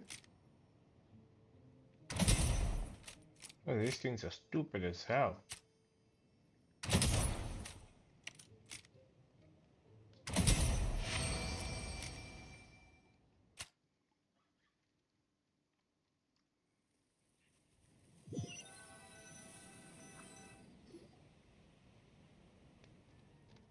All clear. Let's go. That should have been silenced though. Paimon a little nervous now that we know he could be the killer. Can we go over our plan of action again? I'll go knock on the door and make sure it's safe inside. Once we're sure that we're in the clear, I'll ask him to come with us for a quick round of questioning at the guard's headquarters. But can't we just arrest him? We still have no evidence that he's the killer, or that he lent the killer any direct aid. Still, it would be appreciated if you could pick a rainbow rose from his garden for me while I'm talking to him. It'll help the Marachose Phantom confirm Emily's theory. Sure, no problem. Just be careful, Chevreuse.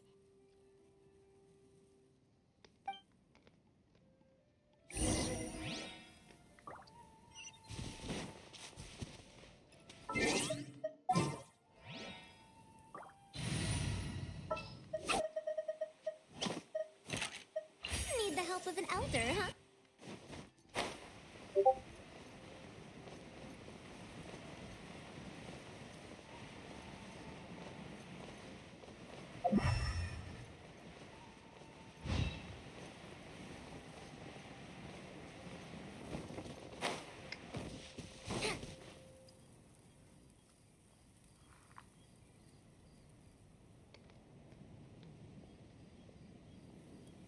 Excuse me, Mr. Baptiste, are you home? Who could it be at this hour? Oh, it's you, Officer Chevreuse. Would you mind accompanying me to the guard's headquarters, Mr. Baptiste? We would like to ask you some questions about a case. Oh, is it still regarding the murder case from before? I cannot confirm or deny that at this time. So it is then. Listen, I need you to come with me, Mr. Baptiste. Miss Chevreuse, I'll save you the trouble. Oh, and you two over there? There's no need for you to pick my flowers either. It's not time for them to bloom yet. Oh! Okay.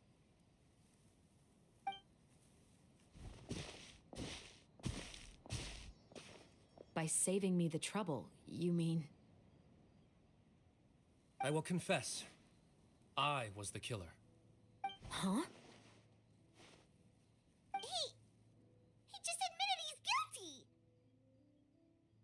Please relax, everyone. I'm not armed.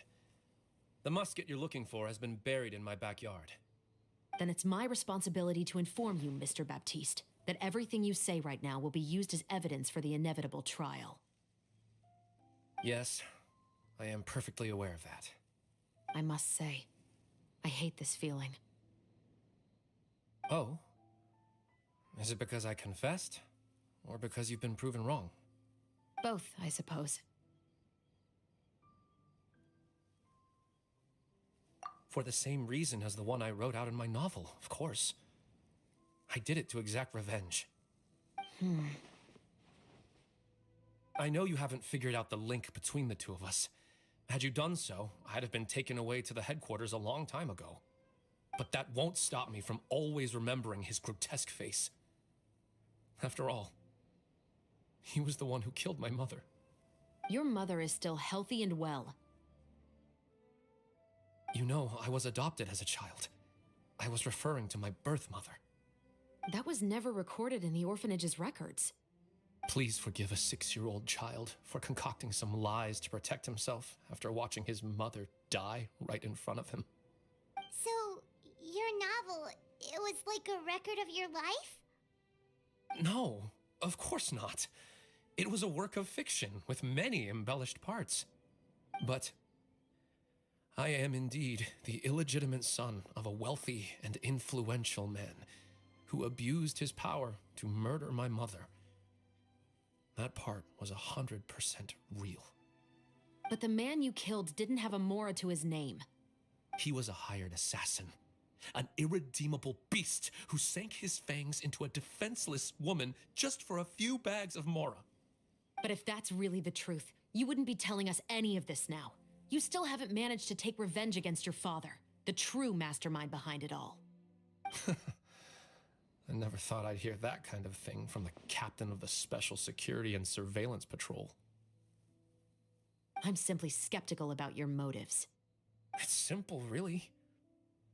I've grown tired of everything and don't want to shoulder this burden anymore. You may have considered me too soft to pull the trigger. Well, as it turns out, you are exactly right. I've become overwhelmed by the aftermath of the murder. So you're going to call a stop to your revenge, just like that? The true mastermind is too rich and too powerful for me. I've accepted that I will never be able to avenge my mother alone. And so what? The characters in your book never gave up. Now, Officer Shavras, I'm the one who has killed a man, aren't I? Are you trying to convince me to commit another crime? What's your father's name? How do you plan to prove the veracity of all of your claims? Well, I'd like to speak with you privately. Sure. Why don't we speak privately at the guard's headquarters? No, it has to be here. I must ensure that we won't be overheard. Fine. Let's talk here. When I said won't be overheard, I meant by anyone. I would like to speak with you and you alone.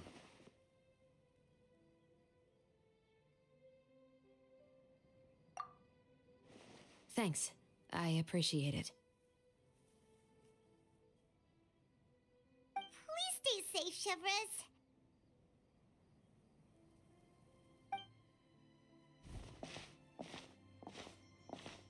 All right.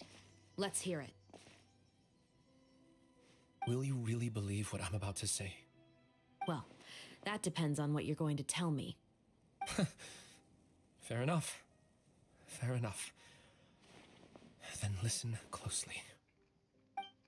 Hey, Gearhead, how's it going? So that's how it's all connected. So, it seems you believe me after all. Do you want me to go public with this? No, of course not. At least, not right now. Then why did you bother telling me? You've read my work. What do you Just think? busy with the current quests. Even if you were to go public with Pretty all of interesting, this right to be now, honest. he'd simply deny everything. It's been too long. Almost How you 20 doing? years. How's your new year going, Gearhead? Anything that could be used as evidence has long faded away. Even if there might have been a solitary island of truth once upon a time, it has long sunk beneath the waves by now. Justice will never find him. Not if you don't try. I know that as the captain of the Special Security and Surveillance Patrol, you will always stand on the side of justice. But do you really think a cushy life in prison really constitutes justice for him? I bet he could lead an extremely comfortable life in the fortress of Meripede. What are you trying to say? I've been observing you from a distance. Your portrayal of the musketeer was exquisite. Pull the trigger of justice against him. Let the villain get what he deserves. You want me to let you go so you may complete your revenge? No, Officer Shavras. I know that would be impossible. No. What I'd like is for you to perform the deed on my behalf. Oh my gosh. What? Oh, Shivra sure is taking her time. What could they be talking about anyway? Paimon's worried. What if he decided to attack her? Oh, you do have a point. Still, do you have any idea who the rich person might be? And why the novelist doesn't want us to hear what he's saying to Chevres? Sorry to keep you waiting, you two. Hey, how did your talk go? I've already sent someone to escort Baptiste back to the headquarters for questioning. He wasn't lying about the musket. It was indeed buried in his backyard. But what about the name? Did he tell you the name of the rich guy? Yes, he did. But for now, I have to return to the Special Patrol. There are still a few loose ends I need to tie up.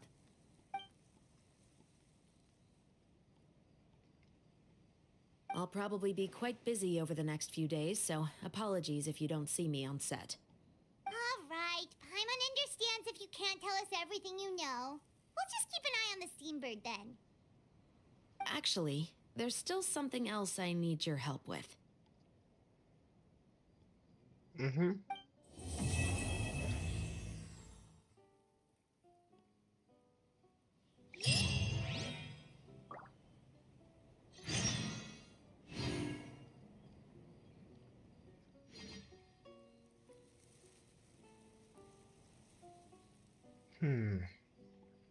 Another wait.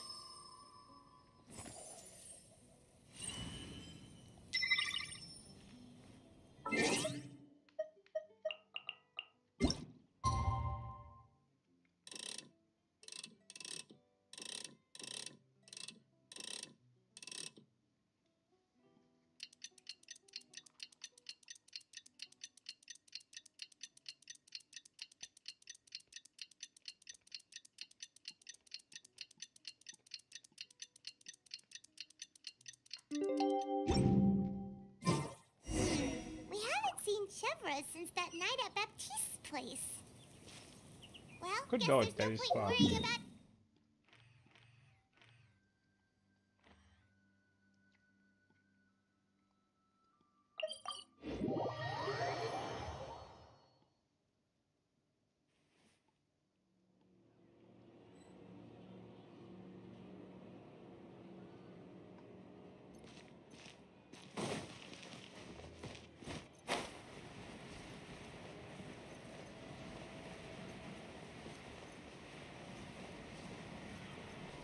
Oops.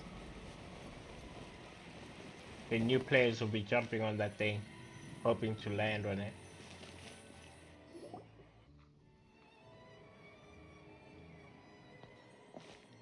Good morning! Hayaka and I were just talking about you. Is Chevres still not joining us today? Probably not. We haven't seen her either. Huh? That's such a pity. Director Farina said that we've only got a few small scenes left before wrapping up the entire thing. She even said that she'll get me into a couple scenes, so everyone will have a chance to shine in front of the camera. We were also planning on having a victory feast once we're all finished filming. You can join us, right? If only Chevros was here. I still haven't taken a photo with her. I'm afraid that can't be helped. Those special patrol folks are like phantoms when they've got a case on their hands. But to be honest, I'm even more concerned by what I read in the Steambird earlier this morning. It said that the killer in the murder case was none other than the author of the Two Musketeers. Oh yeah, I heard about that too. He came forward and confessed his crimes, but gave no explanation as to why he pulled the trigger. We didn't know about this case at all when we joined the film. Is it going to affect the reception of our work? From a pure publicity standpoint, this will draw a lot more attention to our film. I have to say, though, that no director can be perfectly comfortable with garnering attention through means other than artistic skill. To be fair, I feel like that ship sailed the moment you allowed yourself to be named as the director on our posters. It's not my fault that I'm super popular. What was that saying again? My popularity has, Sunk to an all-time low? spread to the four corners of Teyvat.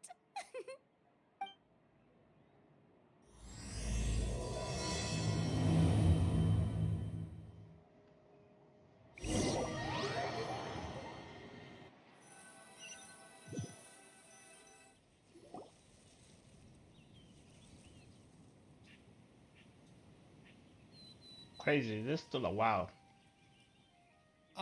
Excuse me, everyone. Xavier! Feels like it's been ages since we last saw you. I've been talking nonstop with the Film Association, and I'm absolutely swamped trying to coordinate the film's marketing. So forgive me for not being around more often, but please believe me when I say that I will make sure everyone's hard work gets the exposure it deserves. Oh, seems like you've been fighting your own battles. Yes, that's one way to put it. Oh, and before we begin the final round of filming, please allow me to finally introduce you to the original investor of our film, Mr. Morris. Don't trust this guy. A pleasure to meet you all. Yeah, don't trust him. Yes, glad to make your acquaintance, Mr. Morris. We've heard about the issues you've encountered with your financial situation, and genuinely hope that things have taken a turn for the better. Oh, well, the situation has indeed improved somewhat. Don't worry, Mr. Morris. Accidents and last-minute challenges happen all the time. There's no need to blame yourself over it. The good news is that we're almost done filming now, and I would even say that this is the best story I've ever seen. Is that so? I see, that's great news. All right, now that we've gotten all the pleasantries out of the way, let's get this show on the road. We'll mostly be filming typical people and scenery from the streets today to improve the sense of environmental ambiance in some parts of the film. Oh, and there'll be a cameo for Mr. Kamisato and Miss Yoimiya as well. They'll be used to show outsider perspectives on the fates of the two musketeers. That's right. Ayato should be here any minute. Excellent! Then let's start with the scenery shots. Camera and clapper loader, you're up. Yep, we'll be ready. Loader. Remember, all we need are some wide zoom shots of the streets. If you happen to find some particularly lovely patches of flowers and grass, feel free to grab some close-ups of those as well. Ready? Lights! Camera! Action! Okay, now move the camera slowly. Try to focus on that flower. What's wrong? Just adjust the focal length a bit. Something the matter? But wasn't it working fine for all the days before? Oh dear. Veronique, Disaster. can we try a different camera? No problem. How about this one? All right, let's give it another try. Lights, camera, action! Cut. Oh wow. Don't tell me. This one is broken too? Veronique, do we have any other spare ones we can use? I'm afraid we only brought these two today. What? Then go find a workshop to get them repaired right away. Oh, and Oh, you too, two Bono. colors. Go find our spare camera in the warehouse and bring it back to the set. On it. Greetings, everyone. My apologies for the delay. Is something the matter, Ayaka? It seems like there are some issues with the filming equipment today. We're stuck for the moment. I see. Well, let's not just stand here twiddling our thumbs. Actors, to the makeup booth. We'll start on the next scene as soon as we get a working camera. The people at the workshop told me that the part which holds the lens in place seemed to have fallen off. That's super strange. It was perfectly fine just yesterday. Well, no time to dwell on that now. Let's get back to filming. Ahem! Quiet on set! Places, everyone! Lights! Camera! Action! On both of them. By the way, have you heard about that recent murder case? Yes, I have. It seems that they've caused quite the commotion in the city. I heard that the chief of the guards is so mad about not catching the culprit that he's about to explode. Oh? I find that quite hard to imagine, considering how he already looks most days. Director, we have a problem. Oh boy. Oh, we're in the middle of a take! Couldn't you wait until we wrapped up this scene? No, Director, our film, all the finalized film that we've been keeping in the case has disappeared. Oh wait, well, what did you say? What? Mr. Bono, please take me to where the film was kept right away. I'm coming too. No, Yoimiya, you have to stay here. Oh. Okay, listen up. Everyone who's not working on this current scene can go with Bono to look for the film. Everyone else, stay put and wrap up the scene. Unbelievable. How could all these problems happen in just one day?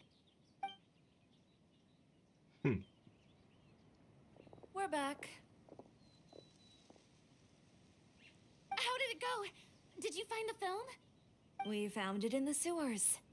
Wow. Huh? In the sewers? Is the film still okay? We discovered it just in time, so we should still be able to salvage it.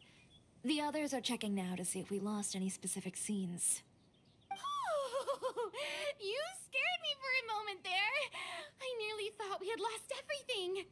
I really don't want to experience that feeling of despair again. Okay, but who could have stolen the film and dumped it there? Could it be some competitors working on other films? But if they wanted to harass us, why wait until the last day? Okay, we don't have time to really look into it right now. Let's strike while the iron is still hot and wrap this thing up once and for all. Seriously, don't trust that man. Looks dodgy.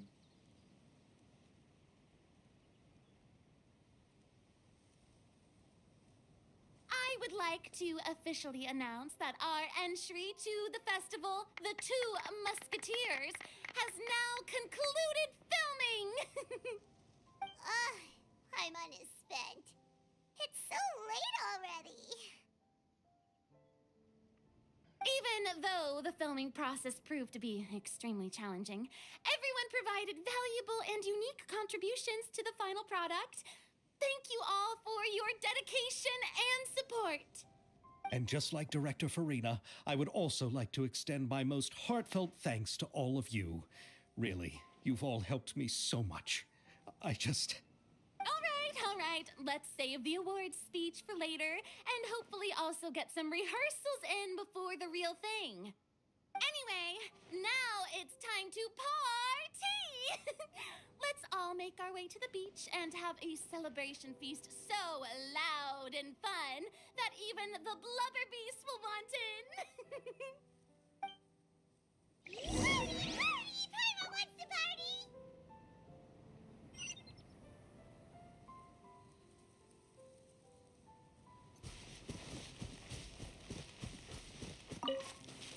Butterflies. Whoa, this place is hopping. Everyone's finally getting to relax after wrapping up the film. Hey, Ayato! How's your work been going? Everything went rather smoothly. Thank you for your concern. Ayato told me that we've already confirmed the dates for some Inazuma Fontaine cultural exchange events. So the next time we visit, we'll be doing so in our capacities as the representatives of the Yashiro Commission. Oh, that's great! Then maybe Paimon will will be able to find Fontaine detective novels in Inazuma from now on. Oh, wait. Wouldn't Yaimiko get upset if that happens? That would be stealing some of her business.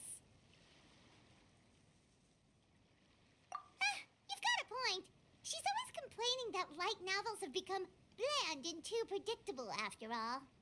The cultural exchange won't only feature literatures of both nations, of course. We have also made plans for cross-cultural engagements in the fields of gourmet cuisine, toy making, and artisan craftsmanship. Whoa! Paimon's getting super excited now! When the time comes, be sure to visit and participate in all the events. Oh, that's Toyverse telling you something's about to come up.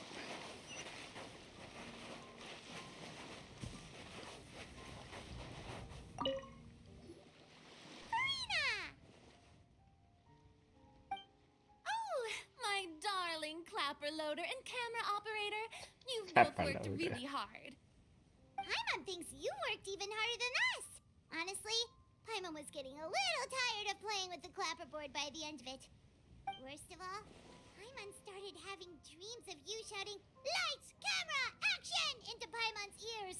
The actual dream can't even start until you've yelled that. Hey, if anything, shouldn't I be I more imagine grand that. and delightful in your Your dream's waiting for someone to We've say been that. through so much Wow. together, and that's how your brain remembers me?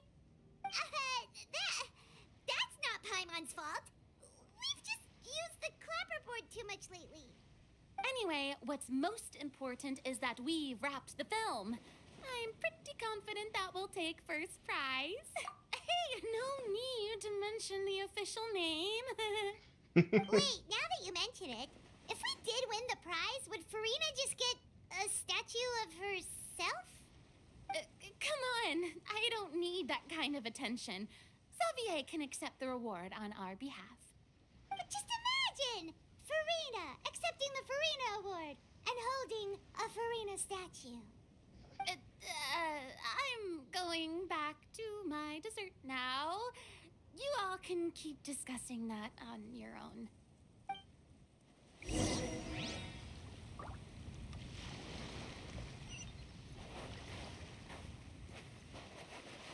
Fury. That's all. Chiori! Hey, you two. Are you not really into these kinds of big social occasions? Not particularly. But this is still better than Fontaine Fashion Week. But if this film becomes a big hit, people will definitely come flocking to your shop. Yes, that's highly likely. As long as the film can premiere as planned. Are you still worried about the case? That and all the obstacles we had to face today. You're right. It's as if all our bad luck just manifested at once. But why today of all days? That man, he's the problem. No, it's nothing. We've already delivered the film to the editors, so there should be nothing more to worry about. How are you doing, Mr. Morris? You having a good time? Well, you could say that. Do you happen to know when the party is scheduled to end? Judging by how much fun everyone's having, I'd say probably not until well after midnight. Is there something that you still have to take care of at home, Mr. Morris? Oh, well, I'm just not a late night person, so I might take off shortly. I trust him. Silly me. I almost forgot something super important. Oh, what is it? I prepared a whole batch of fireworks for the party, but I forgot to bring them over from the warehouse. Fireworks, you say? Well, that's truly a pity. Sorry things didn't go as planned. Could you help me carry them over, Mr. Morris? I won't be able to fetch all of them by myself. Me? Are you sure that you can't find anyone else? I just wanted to make this a surprise for everyone. The warehouse isn't far from here. We'll be there in no time. Pretty please, Mr. Morris. These are some of the best fireworks I've ever made. So I also want you to see them before you leave. They're stunning. I promise that they'll be a once-in-a-lifetime experience that you'll never forget. Yep, getting caught. It's okay, just come with me. If we're sneaky enough, nobody else will see us leaving. All right. The warehouse is right over here. I moved the fireworks there in advance, so it shouldn't be too much work bringing them back. It's still a ways away from the party. Oh man, Sorry about that, I Mr. do wish I Morris. did have this cat. It's probably because I'm used to carrying fireworks all the time, so it doesn't feel like a lot of work to me. But yeah, it's okay that I don't, I guess.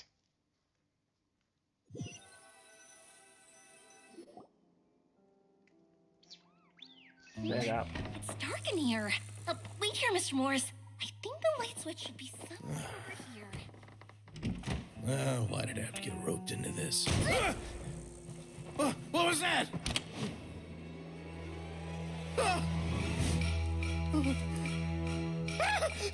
Who's there? Get me out! Get me out of here! Did you really think you'd get away, Morris?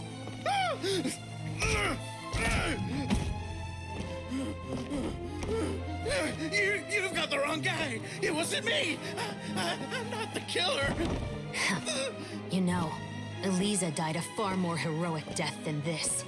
She fought your assassin to the end, to save the children she had hidden beneath the floorboards.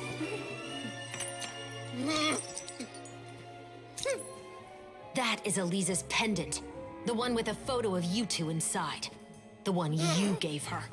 Ring any bells? It's a fake. It has to be. There's no way. No way your assassin didn't destroy it, you mean?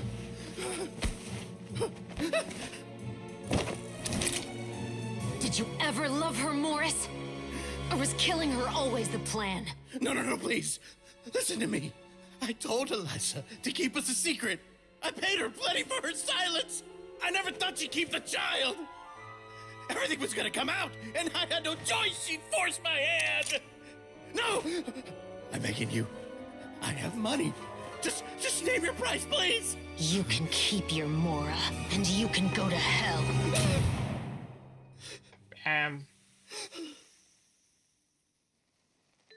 I'm Captain Shovraz of the Special Patrol. Morris, you're under arrest for Eliza's murder. Huh?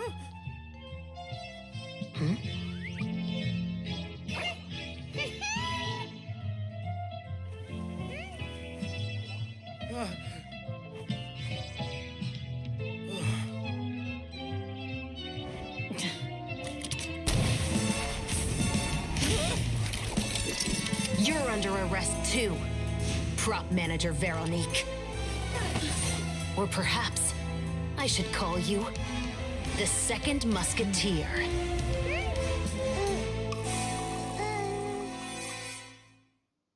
Wait, what's going on? This wasn't in the script. Drop the gun, Veronique. Why? Why would you keep me from exacting revenge on this heartless monster? Drop your weapon. This is my final warning.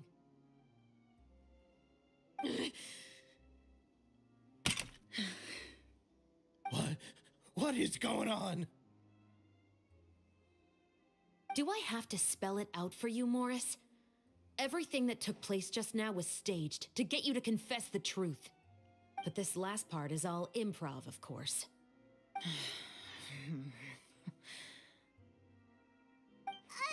Shivers, you told us you wanted us to help you stage a play. You never said anything about the Second Musketeer.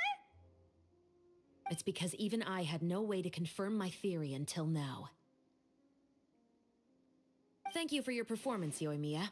Could I trouble you to go and bring in the other Special Patrol members? They should be on standby just outside. Oh, and please tell the other cast members not to worry about us. We'll be rejoining them shortly. On it.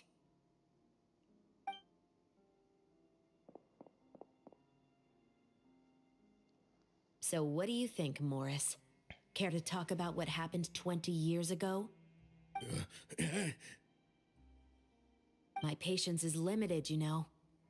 Don't force me to take you back to the interrogation room. I'd wager that you wouldn't last for more than a minute in there. With the recording we made, you have no chance of winning in court. Cooperating with us now is the most practical move. All right. I'll talk. I hired an assassin to murder Elisa. She once worked as a maid on my family's estate. She was very beautiful, and after some time I fell for her. We kept our relationship a secret and carried out an affair for some time, but it wasn't long before she became pregnant. And if my parents ever found out, they would have stripped me of my inheritance and status, driven me out of my home. Oh, I wow. also didn't expect Elisa to insist on bringing the pregnancy to term. She even asked me to leave my family and travel far, far away with her. She believed that you were truly in love with her. I didn't have a choice. I gave her a large sum of mora, told her to leave the family and to get rid of the baby. But then years later, she sent me a letter. There were photos of 2 children, and she even asked if I could find some time to visit them. Huh? 2 children? Paimon thought Baptiste was the only... you mean... Even if she had the children against your will, you could have just ignored the letter entirely. Why kill her? I had just gotten engaged to be married to an heiress from another wealthy family. So if anyone were to find out about Elisa, my life would be completely ruined. I didn't have a choice. No. You always had a choice. You just made the wrong choice. Again. Do you know how it feels to watch your mother be killed right in front of you? My brother and I were hardly even school age yet.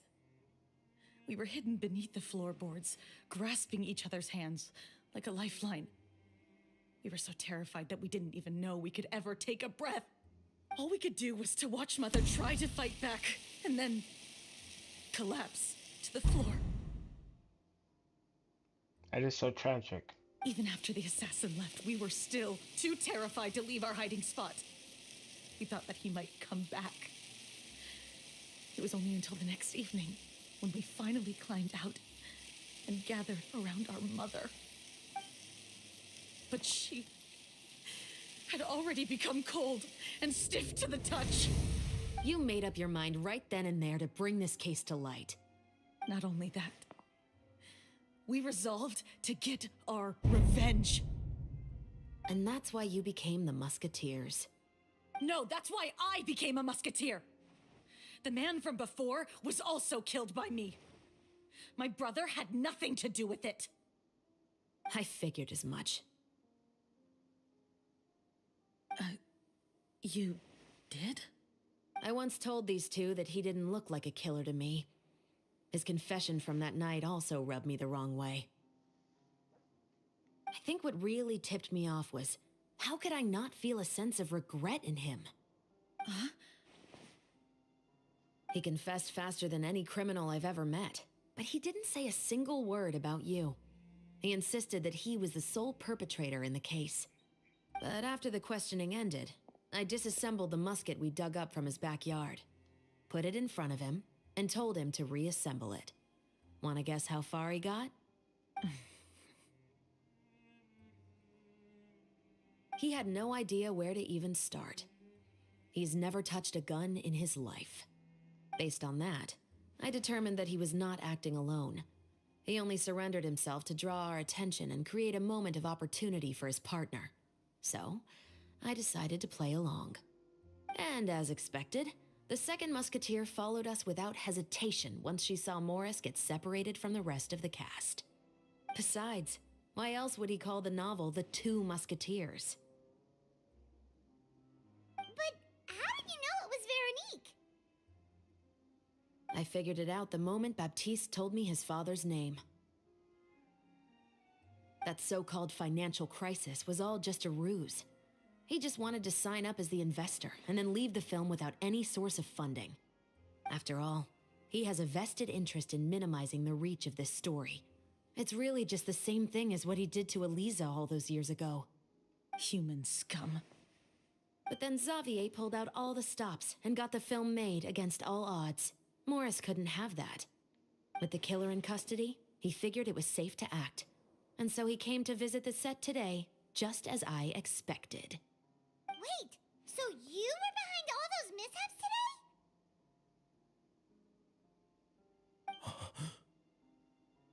Wow. As for the identity of the second musketeer, I assumed they'd probably stay close to Morris and look for an opening. And if they already knew that Morris was the film's investor, then that narrowed the list of potential suspects as well.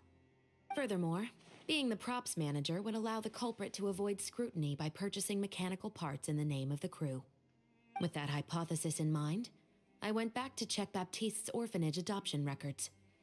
Guess whose name I saw on the same page, just a few lines from his. My brother. He trusted you. As in, he trusted me to perform the deed on his behalf? He trusted you to stand on the side of justice. I am. I thought you could do it as well. Oh, the look on your face when you told him to go to hell. I really thought you'd put a bullet in his brain. You know what he has done. Are you telling me that you'd rather see him spend the rest of his life living like a king in the fortress of Meripede? I will never be able to forget the feeling of my mother's cold, lifeless hands. And you would call this ending fair? Is this what you call justice? I won't lie, Veronique. I did hesitate when your brother first told me about the truth. I wondered. I agonized over whether I should really put a bullet in his head. So why don't you? Because that should never be how justice is carried out in this world. Perhaps, to you, justice is simply reciprocated. An eye for an eye, and a life for a life. But everyone has their own understanding of justice. If everyone were to pursue their own definition of it, there would be no more order in this world. Today, you'll kill Morris, and tomorrow, his children may come for you. The world cannot render judgments based on a desire for revenge. That will only lead to a cycle of revenge, as well as the destruction of order and civilized society. Fontaine is founded on a set of laws and a standardized code of justice. That is why we are the nation of justice. But with all that said, I will promise you this. Morris will not lead a cushy life in the fortress of Meripede. Chevros, the rest of the special patrol is here. Thank you so much, Yoimiya. Letelier, Terena, please take them away.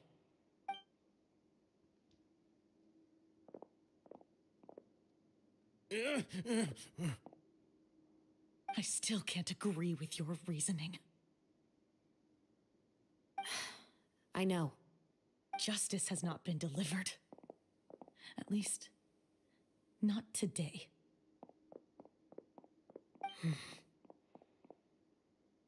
It's a difficult one, right? Chevros. Let's go. We should give an explanation to the crew. Thank you for your concern. I'm fine. I'm just thinking about the things in life that have driven people to take justice into their own hands.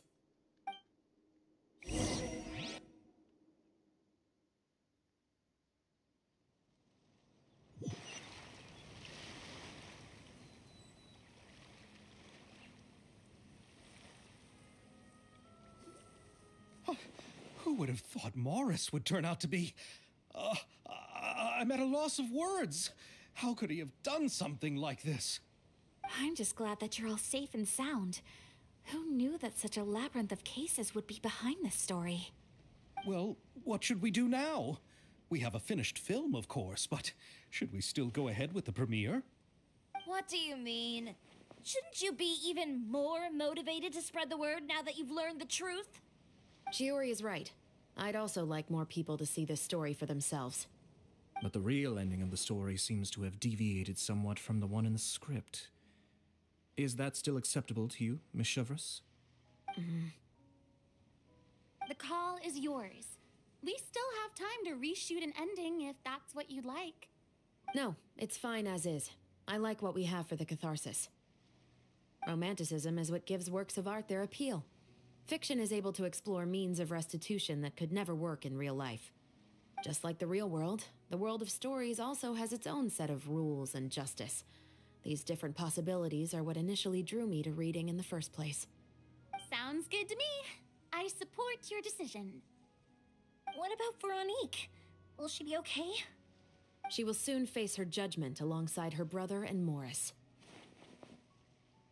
If I had to guess, they'll probably all be sent to the fortress of Meripede. I'll make sure to give Risley a heads up about it. Oh, you mean that kind of heads up? Exactly. Ahem. All right, then the matter's settled. Now that everything's been taken care of, there's no reason for us to keep looking all gloomy and grumpy. Let's get back to the feast and enjoy each other's company. We'll be starting the post-production process tomorrow. You should join us, Chevres. You missed the first few hours of the party, didn't you? All right. Count me in. Then I'll wait for you over there. There's still some good news that I'd like to share with Chevres. Traveler, Paimon, could you wait for me by the sea after the party ends? I'd like to go on a brief walk with the two of you. Thank you very much.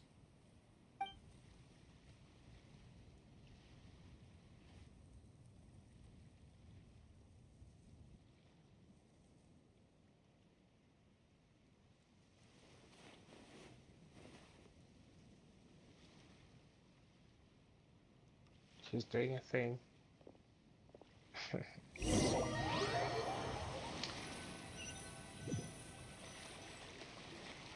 Sorry for the wait.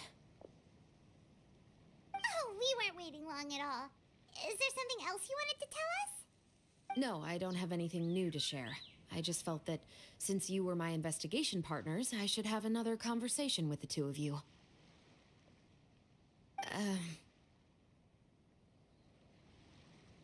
Traveler, how would you have responded to Baptiste's request if you were in my shoes?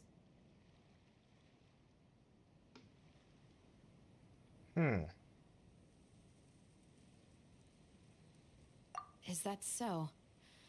Well, thanks for sharing. When I was young, my father often took me here to swim. We'd come rain or shine, even when it was freezing cold. He told me that swimming was the best activity to train one's strength of will. You could never give up before reaching the shore, especially when the water was cold. Oh? Why's that? Because the moment you give up would be the moment you die. At that point, I still hadn't received my vision. One That winter, is so true, the though. chilly wind felt almost like knives on my skin, and the seawater was so frigid that it numbed my toes the moment I stepped in. I cried and begged my father to spare me from having to swim across, but he wouldn't listen. He used to be a member of the Special Patrol as well. You could say it was his way of educating his children. That sounds awful. When he saw that I wouldn't stop crying, he just picked me up and tossed me into the icy water. The bone-chilling cold took away my senses. I couldn't feel anything but fear and rage. I waited for my father to save me, but one look and I knew he'd already started swimming for the opposite shore. I realized that if I were to give up, I really would die right then and there. I used all of my strength to try and catch up to my father. Those few minutes felt longer than my whole life up until that point. I did, however, make it to the other side. I've never felt afraid about anything in my life after that, nor have I ever cried again. That way of teaching would have never worked on That's Paimon. insane. Yeah, I don't think that was the right method for anyone. It's just that, working now as I am in the pursuit of justice, I still sometimes feel like I've been tossed into that winter sea all over again. The anger and the helplessness. Chevres.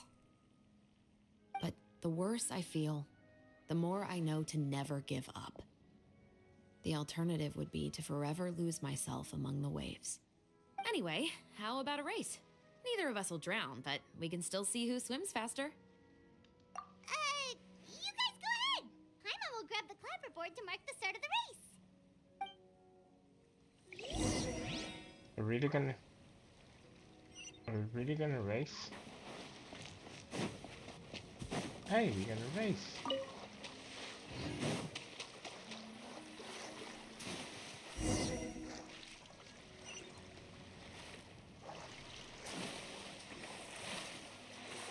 And where is she?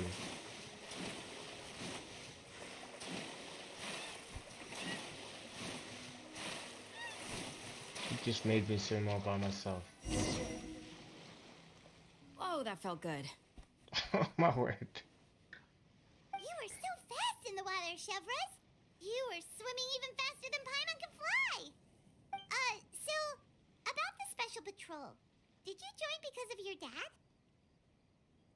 Partly, but I'd say I was more inspired by the heroes I read about in stories growing up. Oh, so it's due to your love of stories. I'm Of curious as course, to what it happened was to only her after eye. I joined the Special Patrol that I learned that truth is often stranger than fiction. Come on, let's walk a bit more.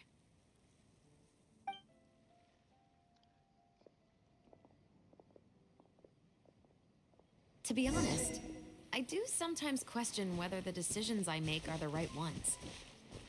But I know that no matter what, I must keep swimming. Because the only thing I've got my eyes on is the shore in the distance.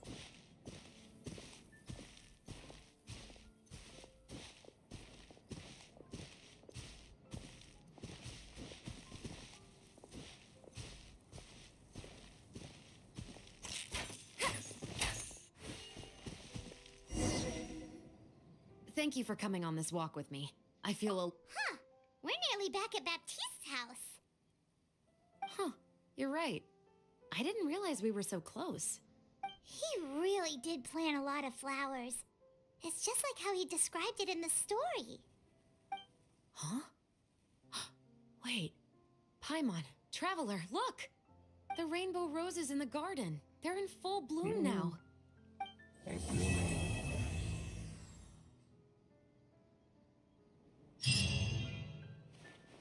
Interesting.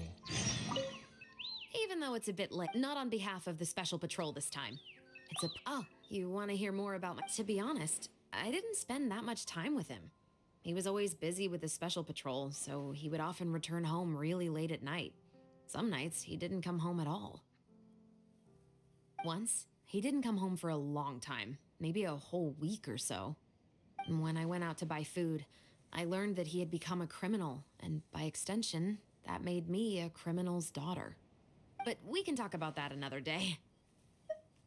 Thank you for looking out for me. You still can't pick these.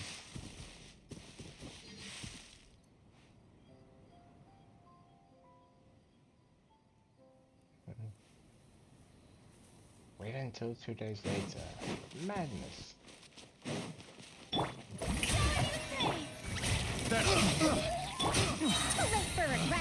Picked the wrong test subject.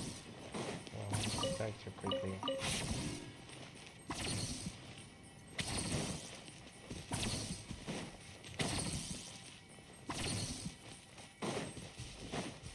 think there's more there.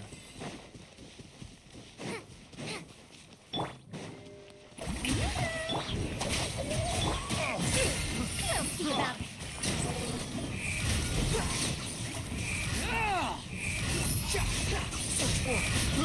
I got careless. You got careless, that's right. Damn straight. Wow.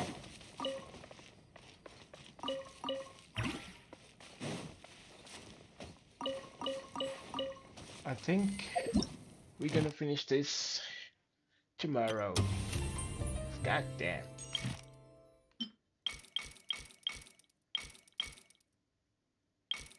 Just one more to go, yeah. Yeah, that was what are we gonna stream about tomorrow. So we'll catch up again tomorrow. Too slow. It's been a good one. Got up this one.